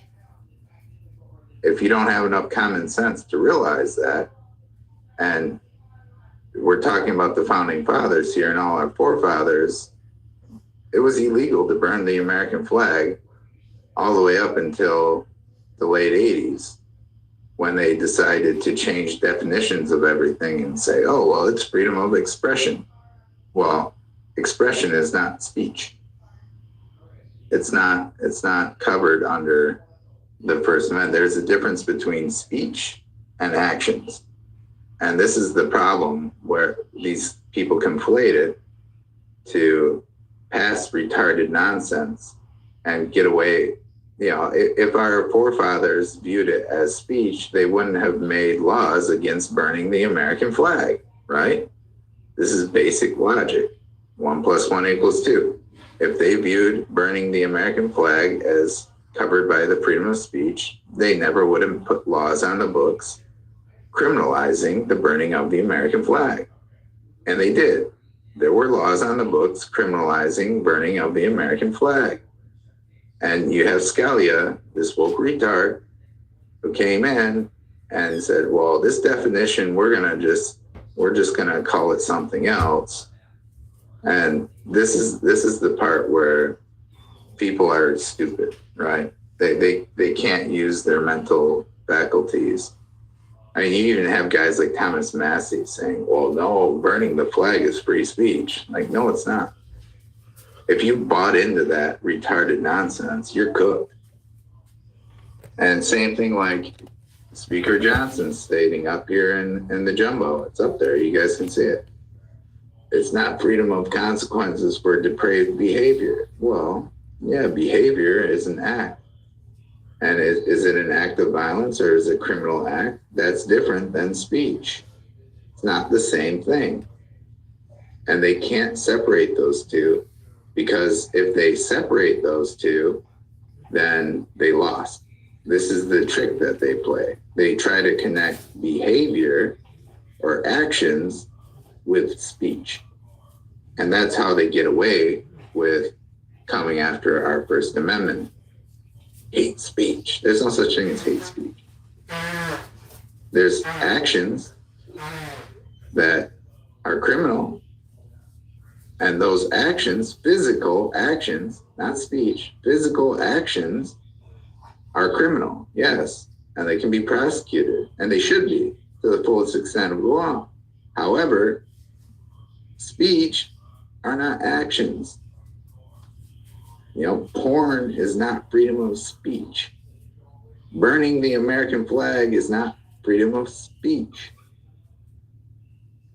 There's a clear distinction, and they don't understand the clear distinction of an action versus speech. Well, they do. And this is the game that they play. They try to claim that speech is connected to actions, and it's not. And that's where they can get away with silencing Americans and stealing our First Amendment. And guys like Speaker Johnson, he's a traitor. He's committed treason. He's acting on behalf of a foreign nation to push out elected officials on behalf of a foreign nation who was not elected. APEC. That's called treason. And then he's getting up here and saying that an act is the same as speech.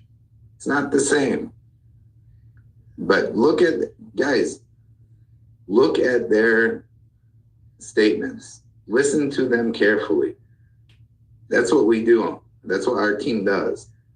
We pay attention very carefully and listen to what these people say, and then we rip it apart. Okay? It's important because, again, actions are not speech, and speech is not actions. There's a very clear distinction between the two, and they're trying to connect them. And it's problematic. But yeah, Rush, go ahead, jump in there. Yeah, I mean, it is problematic. The way they use those words. I had an issue the way the White House account made a post the other day, and they said 2 million people have left the United States, and those are people that have been deported, but that also includes the people that are self-deported, which that's still good also, but that also includes the people that just decided to leave the United States, and there's lots of people that are going back to retire and those types of things. To me, I just don't see that as a net benefit. We were told we were going to get the most mass deportations of all time, and at the same time, we're getting the most H-1B visas of all time. And then and Trump's in power. We put him in power. We need to call him out and point those inconsistencies out in the administration and hold them to task. I mean, it's kind of what we said we'd do the whole time, but I mean, it's really, as Americans, it's what we have to do is really stand up for America. I mean, I think that's what Charlie Kirk was doing when he was assassinated, or murdered by a foreign nation, depending on how you want to look at it. But and the American people are waking up, and this cat's to me is never going back in the bag. But Overwatch, jump in there, buddy. Yeah, I just wanted to say that. Sorry, I just wanted to say that Gen Z, all the stuff with H-1Bs going on, they're very aware, and they're pissed. More so than the millennials, and they're ready. I just feel like there's going to be some kind of movement within all these corporations because they're all doing it, and Gen Z is aware, and they know that they're being screwed over and replaced. And it feels like we're close to some kind of political shift within corporate work sphere, not just the outside politics as well. I don't know what it's going to be, but I smell a revolt coming. From the younger generation, and they're pretty smart and pretty clever, and it's on their mind all the time. But these big corporations, these big C-suite guys and high-level executives that have been doing this, replacing the American worker on purpose for profit, profit over everything, over conscience, over everything. They've got it coming. They've earned it. They've worked hard to earn it. So I don't know what's going to happen, but with Trump doing this H-1B thing, it's just adding fuel to that, especially for Gen Z. I mean, they're just shaking their heads like, what the hell are you doing? We're dying out here. It's really bad. And I'll land it.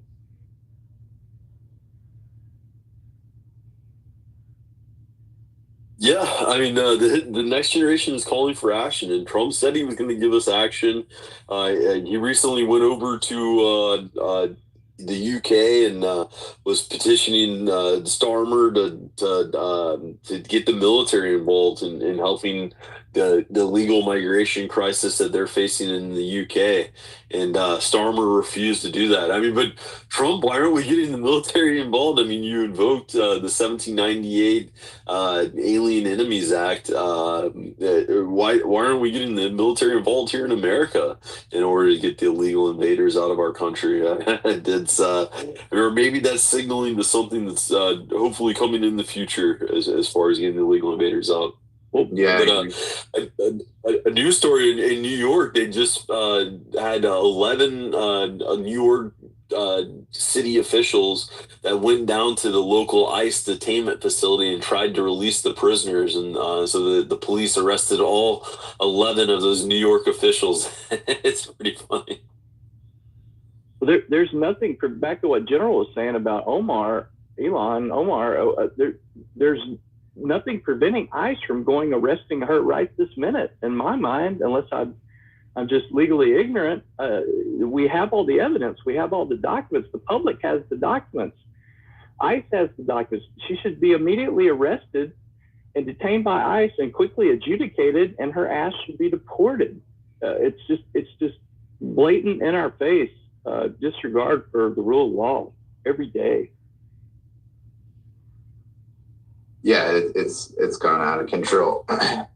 Twiddle, I saw some of your posts down there in the purple pill and you know that Inevitable West account is an Indian crypto scammer, right? Yeah, I was just looking at all that stuff, dude. I was just looking at all of that. It's crazy how many accounts are subversive, either Indians or these tiny hats. Have you guys seen the calls for people having like a marker on the side of their account notifying like what country of origin you're in or anything like that? Have you seen they're trying to push for that too? Like what do you call it? Like it's almost like you have to tell the entire world and have it be known that you're in the USA or in India. This account is here, even though it's like an non-account.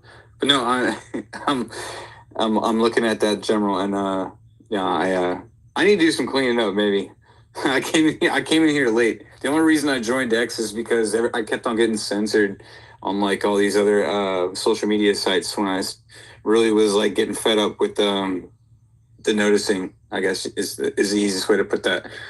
But no, I'm gonna look at them now, and it was Inevitable West Day.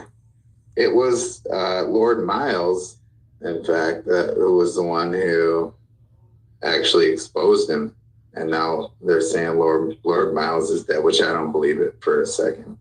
But he's done that a couple times, claimed that he was dead and he wasn't actually dead. But yeah, I just thought that was funny that you were posting out Inevitable West. He was same thing with what's the other account?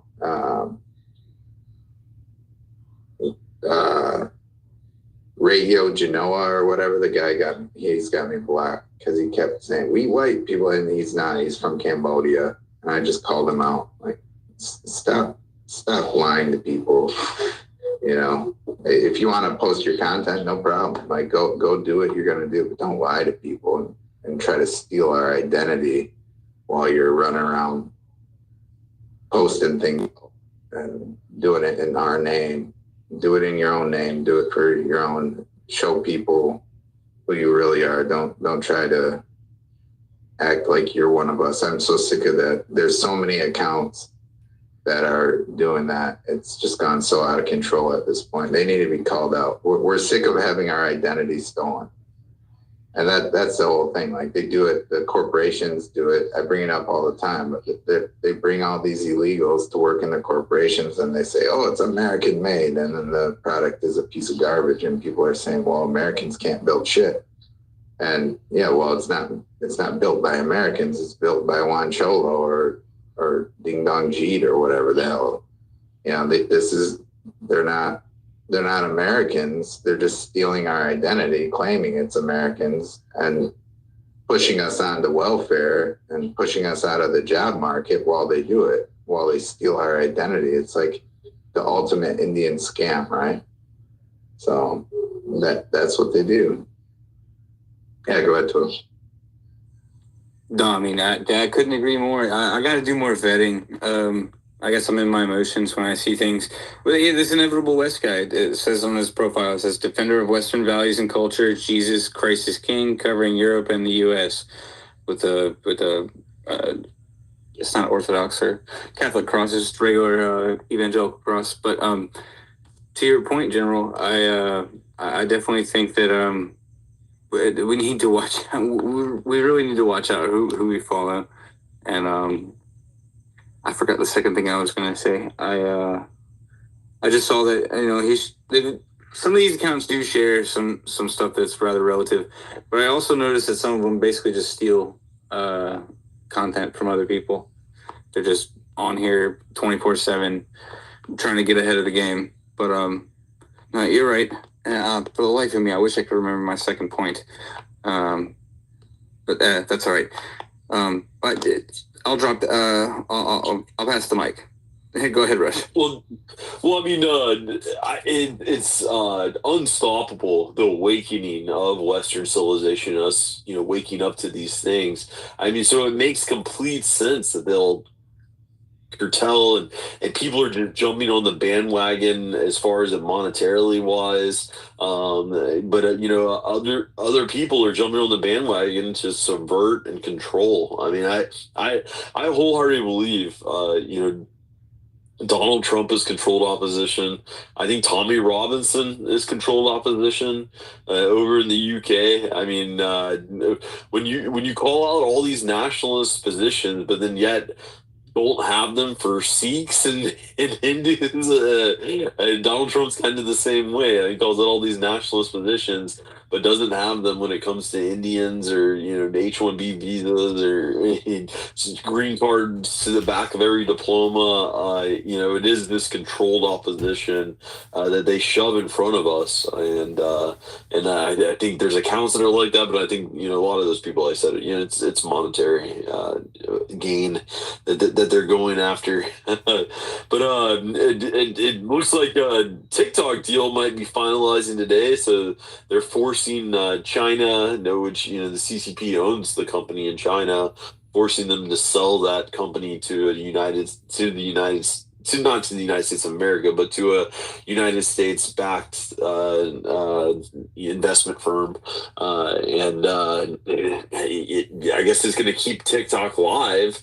But, I mean, does China still have backdoor things in the servers or anything in the algorithm that they can still control and manipulate the algorithm? I mean, really, that just seems like a deal to lock in that it was really a source of where Israel has lost a lot of its power here in America is through TikTok and people having more of a free speech on there. I mean, you obviously wouldn't get in the algorithm if you said anything negative about the CCP, but you could openly speak about Israel and still get into the algorithm.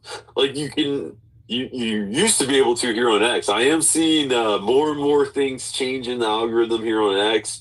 They recently brought back the news feature here on X. So it does look like Elon Musk is finally getting back into the controlling and curbing the algorithm X.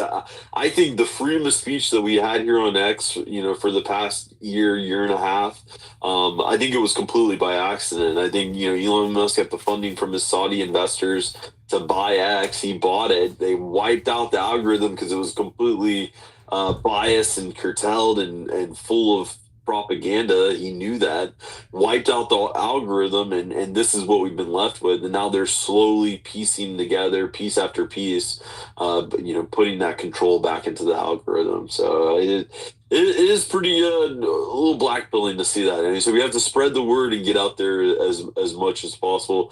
Continue to grow General's account as much as possible. I mean, because once people are following you, it does. You kind of can already get the message to them. But yeah, Frank, jump in there, man. I abruptly called Frank. Sorry, buddy. Yeah, I was trying to post a picture. I put in the nest more retardation. These climate change activists and scientists with their big degrees are gonna fix the climate with dangerous virus-borne ticks, or a tick-borne virus that is also known as alpha-gal. And eventually it gets you, I guess, so that you're going to be allergic to red meat. So, yeah, we all got to stop eating the farting cows. These people are insufferable, I swear. Well, there's the way that Lyme's disease spreads heavily through ticks as well, and you can ask Twiddle all about Lyme's disease.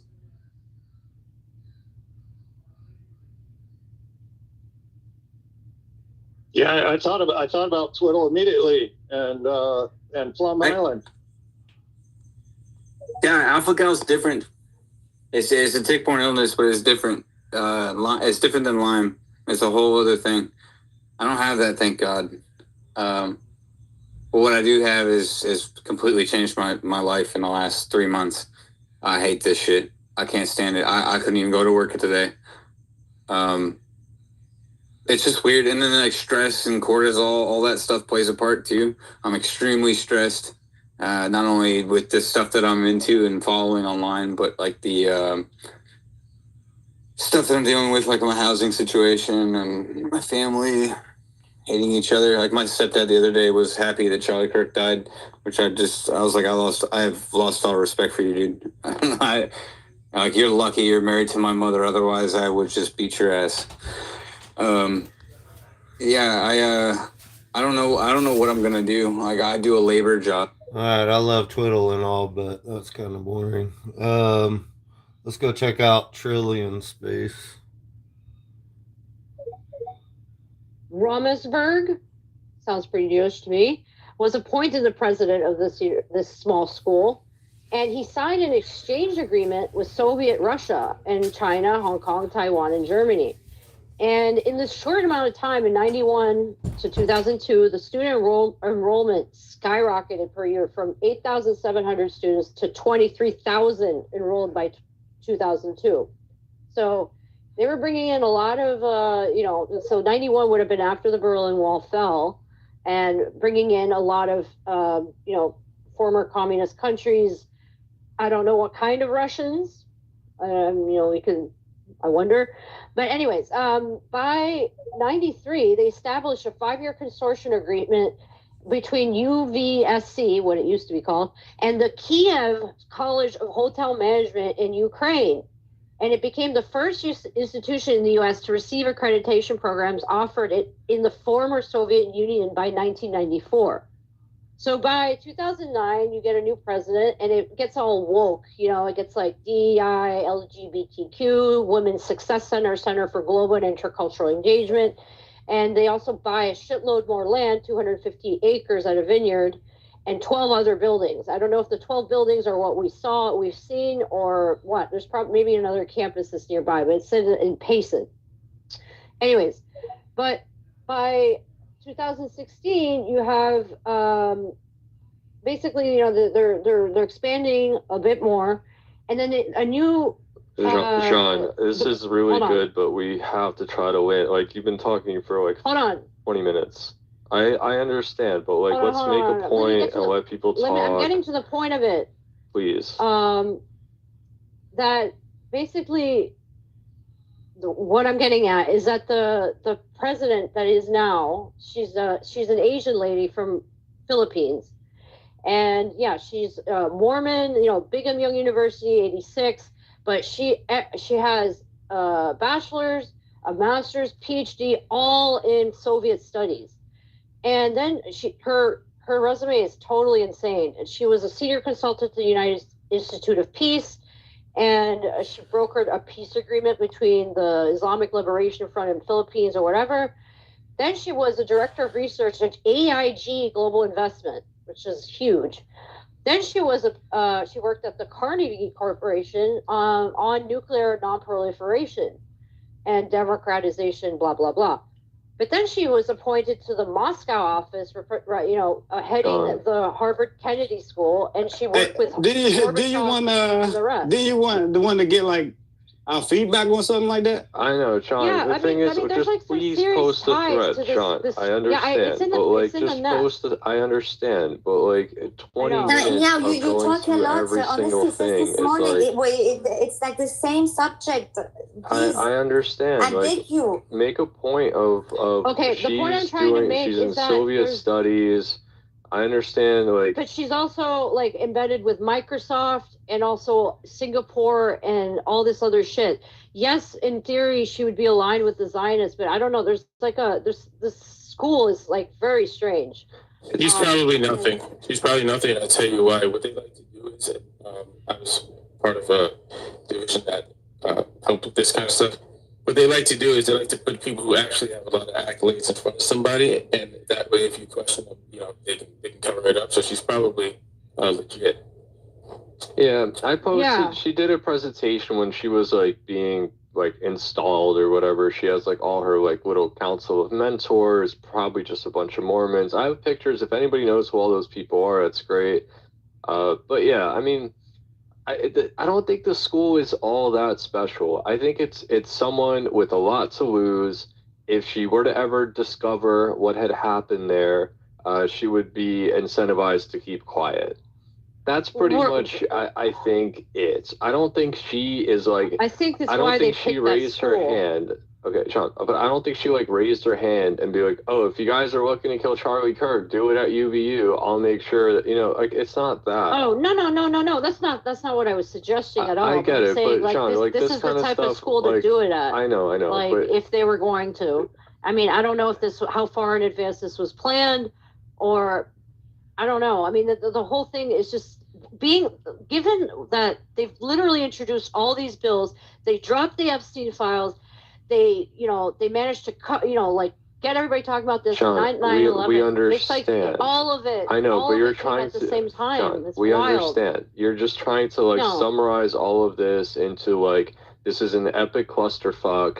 They're distracting you in 800 different ways. They want you looking over here, but it's actually the things going on. We understand that. We get it. Yeah. This school. I just don't think people are aware of how embedded the Mormons are with the Zionists. Like a lot of people don't understand that. They really don't. Like some people are saying Erica Kirk is a Catholic, and I'm like, oh my God, people, no, she's not. She's clearly not. Like, what is she? She's an evangelical and a Freemason, hardcore. I mean, the rings, and I mean. Well, she can't. She wouldn't be able to be a. Yeah, no, she was a. I mean, it doesn't matter. Erica Kirk is problematic. We have to remember they're having her be the head. Here's the thing. Here's the test for Erica Kirk. Excuse me. It's better than Ben Shapiro. I'm really sorry. It's much better than Ben Shapiro. It's better than Ben Shapiro. It really don't matter who takes over. It's like saying TPUSA. It's like saying AIDS. It's not Charlie Kirk. It's like saying AIDS is better than cancer. Like it. Yeah. They're both pretty. Also, we haven't seen her, discuss things of intelligence like at all. I mean, we don't even know what she's going to be like. I think? Can I just say, Nick Fuentes, since this story that he's defending now that he's not Jewish and Candace Owens is bad, maybe he wants to be part of it. Maybe they offer him money. Nick Fuentes has a Machiavelli. So what happens is we're gonna listen to some clips. Machiavelli might be a little strong for Nick. Honestly, Nah, I think he definitely has a Machiavellian. He has some traits. But let's go through some clips, guys. Let's keep it light here. It's almost 10 a.m. here on the East Coast. I hope everybody's having a good day. We figured out how Charlie Kirk was killed, so I don't know if you guys want to share that information with your friends or not. No, he was not shot from a rooftop with a 30-06 from 200 meters away in the most like stereotypically fucking movie-like fashion you've ever seen. It's so fucking stereotypical, it's just lame. Our theory, way fucking cooler. We got a robot gun hidden in a vent, obscured by what are spotters, but are probably deep state, somehow Israeli Mossad connected spies. Now, just kidding about the spies part, but look, let me break it down if anybody hasn't heard the gist of it, and I want to go through the fallout, okay? We're going to listen to what Nick said. We're going to listen to what Candace said. We might even listen to fucking Benny Johnson's crazy ass and see what he's saying. I think Owen's had a lot of the same people on. I think I hope it's clicked with Owen at least by now. I know Ryan's pretty much on board. We'll just kind of go around and see what the landscape looks like here. We'll get into Erica. Erica is problematic. There's definitely something to her, and she is being tested very much so. So when she comes out and says, we're gonna get you or something like that, well, I'll get from the exact eulogy and shit. Here's the test. Erica Kirk knows what happened to her husband. Undoubtedly knows exactly how he was killed. She knows where the bullet came from. She knows what happened to him. And she knows that what is being peddled to the media is bullshit. Now, whether or not she has anyone that she can talk to or say this to, that's a whole other question. Put in this position, what do? Do you reach out to Candace and say, hey, Candace, guess what? You're totally right. Tyler Robinson, total fucking hoax. Actually, he was shot through the back of the head and the bullet came out the front of his body and landed in the front, which they decided to very quickly cover up with a bunch of paving stones. I don't know if she's in a position to do something like that, because just as Charlie Kirk was being spied on, I guarantee you Erica Kirk is being watched 24/7, even in the bathroom right now. All of her communications are 1,000% being monitored. She's a hostage. She's a hostage just like all these other people. And I'm not saying that's a gloat. I'm not saying that's to be an asshole to them. They're hostages. It's the only way, if we care about these people at all, and you could say, you know what, they don't care about us.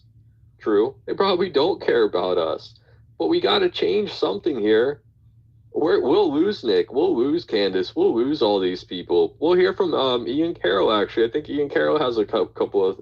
The only people who can actually save them from themselves are people like you and me, just sitting here, figuring shit out, and getting it out to as many people as possible. That's it. That's all we can do. We can't go lobby the fucking government. We don't have donors with interests and deep state ties.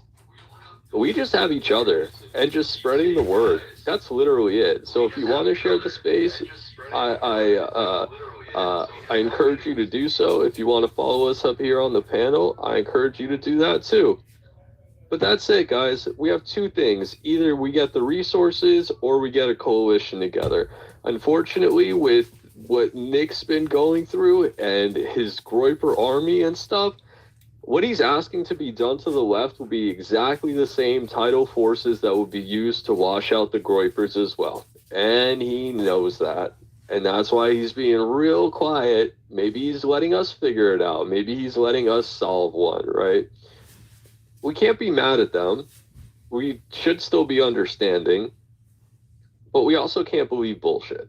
All right? And that's all it is. And let's not treat them any special. Let's not treat them any different. Yeah, Erica Kirk is a grieving widow. Some people think Charlie Kirk was not killed at all. It was just a big Masonic ritual, kind of like when Jake Paul fought Mike Tyson for like 10 rounds and somehow won or they tied or some bullshit, when even in the first 2 minutes of the fight, it was obvious that Mike Tyson could have just literally killed Jake Paul in any time he wanted to in that ring. I have a question though. Has Erica Kirk ever been like a talking head or? Yeah, she has a podcast.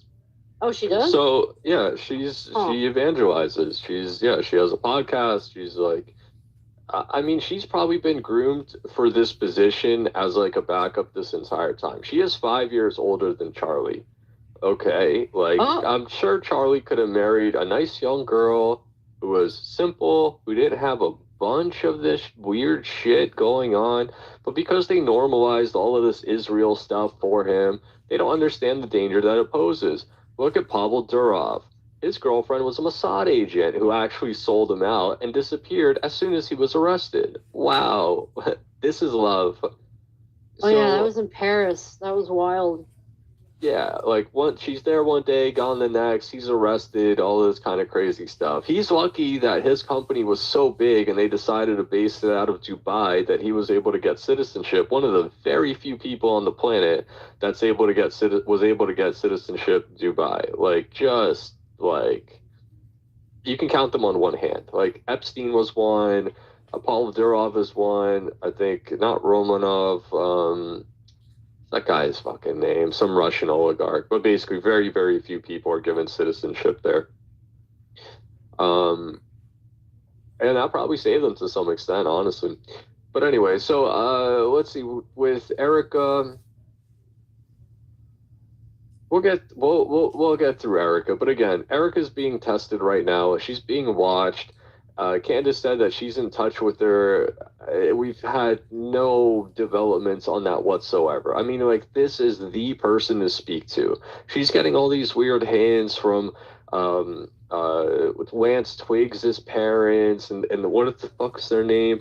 The Steele family that owns some kind of like valve business or some bullshit. The one and only person she really needs to talk to if she wants to solve this is Erica Trump. Now, it'd be really good if they were like smart enough to communicate shit between each other that the handlers on both sides wouldn't know what they were doing, but they're women, so let's not expect too much. No offense, women, but for fuck's sake, like, send a coded message, god damn it. She knows what happened to her husband. It's so easy. Are there two holes or are there She one, doesn't Erica? know. I follow Two her. I or follow one? her. I followed Erica on X. All she does now, it's prayers. To be honest with you, I don't even think she knows. I don't even think She definitely knows. She doesn't definitely knows. She's so naive. She definitely knows. She's not going to tell you. She's not going to say it out loud. Erica Trump. But she Maybe doesn't she will be a defend Trump. Who knows? Netanyahu. True. Maybe she'll marry Barron next. She doesn't defend Netanyahu. She doesn't say anything about him. She's staying safe. That's why. Yeah, she has to play it Okay, safe. this is speculation. She's staying safe. Do you know her? No, but we can make it. No. It's not about What is the knowing her. problem? No, She's you don't saying know her nothing. either. Yeah, do you know her though? We can ask you the No, same thing. know that is why I don't speculate. But I you don't are know her. The speculating. only You thing literally said she does not know. Hold on, I'm gonna rule. That's I literally don't what you think she said. knows. I don't think I'm she gonna knows. rule But this- the only thing that I know, she doesn't mention Netanyahu. That's a lot because she can come and say, no, this is false. Charlie Kirk loved Netanyahu. There is no words about this. Okay, let me just say one thing really Would you quick. say anything? I'm like the calm voice of reason. I just want to say something really quick. I love everybody, but listen to this. You just said that Netanyahu. Why don't you say that? That's so what you're doing is using context clues to make an inference about how she feels about something which we may know. Which is exactly what everyone else is doing. They're using context clues to make an inference that she's being quiet Do you because have when a you say banding or is it just my phone? Are you have a banding, Chad? No, his mic is just like in and out a little bit. I can hear what he's saying. We'll get What it is he fixed saying, eventually. I just don't Trillion? want to. What is he saying? He said that she's using context clues. I can hear him. I know the mic isn't isn't perfect and it kind of goes up and down. But what can we do? The guy went to Harvard. You don't want to hear what he has to say? He went to Harvard. Come on. Yeah, but Harvard. Hey, do you know that Harvard is giving away university degrees for free online? No, I'm pretty sure he didn't go to university of Harvard. Yeah, and I went to Kennedy School. Courses, Yeah. Harvard free courses. Harvard free courses. I knew a pedophile once that went to Harvard. No, so that's incorrect. HMX does free courses. HMX is All right, out of guys, Harvard. this is not what the space is about. You can challenge his credentials, that's fine, but You can just look me up on it. Yeah, you can just, he's literally wearing a Harvard Kennedy School shirt in the picture that he's in. And I'm standing next to Arnold Michigan, by the way. Arnold Michigan was my mentor at Harvard. You can look it up on the website. What is with the cynicism? Why are we going at each other? I have no idea. What the? I didn't go at anybody. I don't know. That's the women doing it. Saying. Like, I don't think. I'm about to say. I don't think nobody going. I don't think nobody going at nobody. I was just trying to be accurate. She was saying that. Yeah. She does not know anything, and then at the end of her comment, she was saying, "Do you know that?" Like, I'm like, you don't know that. You just literally said guys, that. That's all I was saying. Let's break it down. It's I not said that I don't hard. know. Listen, my friend. I said I don't know, but the only thing that I check, it's on her tweet because I follow her. She doesn't say a word about Netanyahu that this person or Candace Owens or I don't know. Nilly, she slow could come and say as a CEO, she could come. All right, boys, I'm waiting for Lou to wake up, and then we're going to have a consensus of whether we just remove all the women from the panel. Yeah. You are getting all too uppity. Relax. It's okay. I know. Thumbs down. Stop it. Stop yelling at each other. It's fine. The point is not that she knows and she's going to come after Netanyahu. That's not the point at all. What we're saying is that she knows what happened to her husband because she was there with him. She's at the funeral or whatever the fuck that thing was. It's not that hard to know what happened. She's speaking to the doctor. She's one of the only people on the planet who's entitled to know what happened to her husband. Now, of course, she's not posting about it on X. Why would she say anything at all about Netanyahu? She doesn't know who did that to her husband. She doesn't know. She could just as easily assume it was the Americans or the fucking Russians or whoever the fuck, or just some, who knows? Some other deep state acting bullshit. Like, the people that we're really up against, they're nationless. Did they use some kind of resources from Assad or through Israel, or was it called, Israel is the one that, or the Israeli interests, the Zionists, had some kind of issue and that they needed solved, and somebody solved it for them? Sounds like it. That seems like something that probably happened here. The point is that she knows how her husband died. There's either 2 holes in his head or there is one. That's it. Or sorry, 2 holes, one in his head and one in his throat, or the entire back of his neck is missing. It's not that hard to tell. For her. Sorry, I'm gonna unmute, guys, but let's try to be. For sure. Erica was reading out of the Schofield Bible. She was propagating the Schofield Bible. I just a couple of things. All right, about, hold on, but guys, sorry, yeah, just a couple things. Oh, sorry, Julian. What, guys? Hey. Mute again, guys. What is going on here? Let's take turns. I don't know what anybody is saying because it just sounds like noise to me. I don't want to fucking mute. I never have to mute. The point is not that she reads the Schofield Bible. I said Erica is very problematic. There's threads and threads and threads on Erica and all that, and we can get into it. Is she on our side? Who knows? Is she happy to walk into a $500 million empire and keep a secret and just kind of sail off into the sunset and let TPUSA do its thing because she has 2 young children? She has a 2-year-old and a 1-year-old. Maybe it's like a 3-year-old and like a 2-year-old or some shit like that, a 3-year-old and a 1-year-old. She has 2 very young children. What is she going to do? You want her to be on X being like, yeah, I think BB killed my husband. Oh, the way that the FBI is saying he died is just bullshit. Of course you can't say that.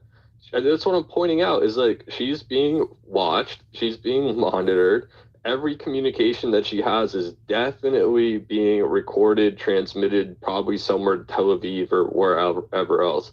That's just the situation that she's in. That's why I was saying it'd be cool if she had a coded message or some shit that she could get out to fucking Candace. Candace is busy talking to like every family that lives in Utah, St. George right now. What the hell is that going to do for you? Right? She's just like adding more and more shit to the story. The bottom line is we need to know, did Charlie Kirk get shot through the back of the head, the bullet exited through the front, or was he shot with a fucking big ass bullet through his throat that ripped out the entire back of his neck? It's that simple. That's what I'm trying to point out. Who knows that information? The doctors know that information. Probably some of the people that were around him, like taking him to the hospital, and Erica. That's it. Those are the only people that really know right now how he died. What we're postulating here is the reason that it was such an effective shot is because he was shot through the brainstem. That is a shot that snipers are taught about. You can see it. It's the one shot stop, whatever the fuck it is. One stop shot one. You get it. You basically like, that's the shot that kills anybody cold. That's it. That's what we're postulating here. That's what I'm postulating. You guys can form your own opinions. The other option, right, is you get shot from long range with a big bullet, with a big ass hunting round, with a fucking antique gun by a kid who's like basically a ghost online. And here's a little drama here. I'm gonna unmute guys, but let's not talk all at once. So like, let's just not do that again. Let's just be clear. I'm not like. I don't want to get into like Erica Schofield Bible and stuff right now. I don't think that's really that important. I'm not a fan of her. I have a question. Isn't the funeral today? No. When is it? They're having like a memorial on Sunday. Okay, can I speak, Trillion? How's it going, man? What's up, brother? Hey, good to see you. So look, the reality is that there's just a couple of things that are pretty weird about her, though. They met in Israel, which I find pretty. That's false. That's false. No, she herself. Okay. They didn't meet. She saw him in Israel, and then they actually That's not the information. New York. Well, that's not the information that I have. I do think that is pretty. I don't believe in any coincidences, and there was something pretty creepy about the way that she was like draped over the coffin as she was doing it for the gram. So there's a couple of just very cringy things about her, but I digress. I have a separate theory, and I'd like to run it by you. I'm totally open to being wrong about it. So I saw a video that was put together by a Marine, and I thought it was really interesting. He surmises that the bullet actually came from the microphone. And you see like Charlie drop the microphone, and I don't put anything past that certain agency that starts with an M after the pager attack. Yeah, we know what I mean? Talk about this. Yeah. You did? You saw that video? Yeah. Well, Grok actually suggested it. It's a very interesting take, to be honest with you, and it has a lot of kind of terrifying elements to it. I think that's part and parcel of what was so scary about the pager attack is that it adds this like element of fear into it, or extra terror. And so, yeah, I do believe, first of all, I think there's very, very overwhelming circumstantial evidence to suggest that he was certainly changing his position on Israel, that he was very uncomfortable having to shill Israeli talking points, and that even with the last interview with Ben Shapiro, they were extremely upset. This is an agency that demands complete loyalty to toe the line 1,000%, or you're an enemy. And that, there's no gray zone. There's no, I also see the Palestinian side. No, you have to fucking either worship them and fall by the wayside or be out. So that's my take on this. I think that it's, I think that we're arguing semantics, but I do believe that's how that happened. I think they're making a point. I think they're making a point to Trump. Look, this is the closest person that they could have killed to the president without like assassinating someone like in office. This is as close as they could have gotten. You hear what JD Vance said. He's like, the only reason I'm vice president is because of Charlie Kirk. The only reason RFK is where he is because of Charlie Kirk, and so on and so on and so on. Dude, Honestly, Trump these are all lies. Hey, 1 second, right? Trump is irrelevant. Hey, look. To be honest with you. Hey, look, last night, right? I think Go ahead. Sorry. Go ahead. Yeah. Trump is irrelevant. Okay. I think people have this idea that the American president actually means something. Biden proved that just is not true. I mean, we had a Bernie at Biden's. Like he was propped up with carrying his ice cream cone. He couldn't carry his own ice cream cone, let alone carry the country. Well, we're not even sure he was alive for most of it. Right. I mean, there's he was irrelevant. Yes. I mean, but my point to you is I don't believe that the president actually means anything. It's the deep state that runs America. Well, he's going to make a decision whether or not we go to war with Iran. He's going to do that. He made a decision whether or not we struck Iran. That decision. He's literally, he's just the mouthpiece of the decision, huh? He's literally, you know what Trump is. He's the guy that you give your dumb uncle, that your dumb little cousin a job. Hey, don't go banging whores. Here's this little job that we're going to give you, President of the United States. He is in charge of nothing. Can I ask you a question? Hey, one second. It a little bit. Hey, 1 second, right? Last night on the what's the name? Somebody had said something about Ben Shapiro, right? And it just reminded me of this. I was trying to think of it earlier. Last night, Ryan Dawson said that he went back and looked at the interview, Charlie Kirk's last interview with Ben Shapiro, and he said that people was taking that out of context. No, they were not. That was like the biggest. That's what really made me say, what the fuck is wrong with Ryan Dawson now? Like literally, bro, I watched the interview.